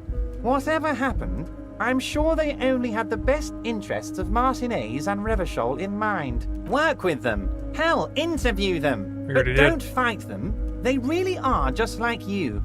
Men who like beer, women, and some order on the streets. Separate one from the herd. Which one of Hardy's boys is your least favorite? Oh, that would definitely be Fat Angus. Wow. His feet smell from a city block away, and he's always having noisy stomach troubles. Horrible, revolting guy. So let's say something happens to Fat Angus. Let's say a citizen's arrest. You would die, Harry. You would die, and in the process start a bloody and completely unnecessary war between the Debarders Union and the Citizens Militia. Well, that's a bad idea. Angus, his ever-growling stomach, and his smelly feet are all part of the Union. You have as much right to arrest him as I have to arrest your partner here. Actually, less, because this is my hometown, my territory, and my backyard. You are a guest here, Harry. Please remember that. I really hate this guy. Oh, Harry. This is getting real grim, and there's no need for that. We are friends. Everard, I met the Hardys. Can you ask them to cooperate with me? But of course! It's the least I can do for my good friend Harry. I'll do it right after we've concluded this talk. You can now go and tell Titus about this. See what he has to say. Also, Harry, here's 5 real. I don't want your money. I don't need it. I only wanted you to help me with the Hardy Boys. Oh, I wasn't offering it to you, just holding it out there. but I'm willing to share information. Was there anything else? Oh, wow, what a bribe. I'm not giving you this. I'm just holding it in front of you. Good talk. Let's conclude. Was it a good talk? I'm not sure we made much headway here. I was hoping we'd bust the case wide open. Heck, I even wanted to tell you what I really want to achieve with the strike. I don't know what happened, Harry. I wanted you to feel like Mr. Martinez. And, of course, I also wanted you to find your gun. But it's like I can't completely trust you. Yet. Yes, Harry. It's like I can't fully trust you. What, do you want me to do something else? You're not a man of the left. I want to, but I just can't. I'm Krasmazov! A man of the left. So you have to be a social democrat. He's been hurt too much in the past by men who aren't social democrats. I'm a hustler. I grind. Nope.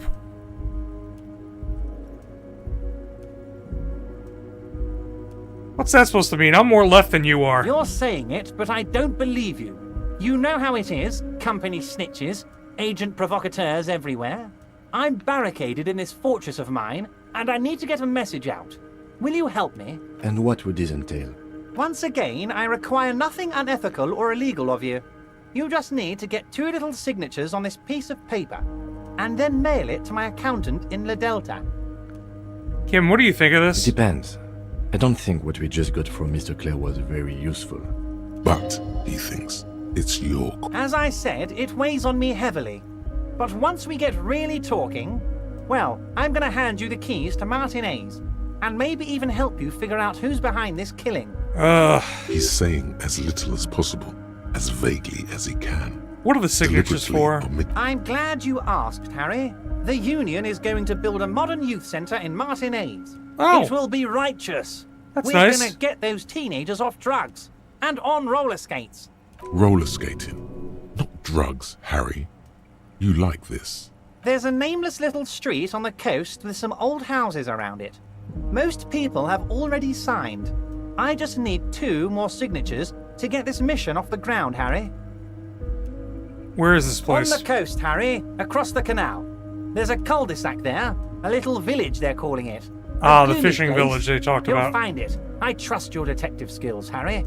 Water drips from the eaves. A woman looks at her freshly tarred skiff. There's a pair of cavalry boots under the fish in the box, and the wind howls like a vicious spirit. You're already pretty deep into This is a long conversation. What's a little more? No one can see you here in Martinez. What will happen to the current occupants? They are just going to have to deal with the construction noise for 6 months, and then they'll be living like kings. Right next to a fancy new youth centre, designed by the best architects from Stella Marie. Is he absolutely sure the tenants won't be thrown out in the street? Are you sure they're not going to end up homeless? Am I? Harry, these people, Martinez is the most important thing in my life. I would never let anything bad happen to them. I do not trust you. We're going to build a youth centre there. The value of their properties goes up and kids have a place to play in. I'm looking out for these people, not pulling the rug from under them, Harry. I'm looking out for all of Martinez, not just the harbour. He means it. Oh, empathy says he means it. Well, I can ask him. You bring joy to my heart, Harry. Such a pleasure to be working with you. Here, you need to get signatures from Isabel Sadie and Lillian Carter. The cul-de-sac is right past the pawn shop and across the canal. I hear there is some trouble with the waterlock, but they should fix it by Wednesday morning. Once you have the signatures, mail this to 13022 La Rocca in La Delta. Then I'll know you're a solid socialist. Okay, that's all we have for this guy, and that's all we have for tonight. I'm gonna throw down a save. And we'll continue maybe tomorrow. Try to get some of this in. We have a lot more of this game left. And if I don't start making progress again, it will take literal months. So I'm going to try to make some extra progress. Cheers and good night. Until the future.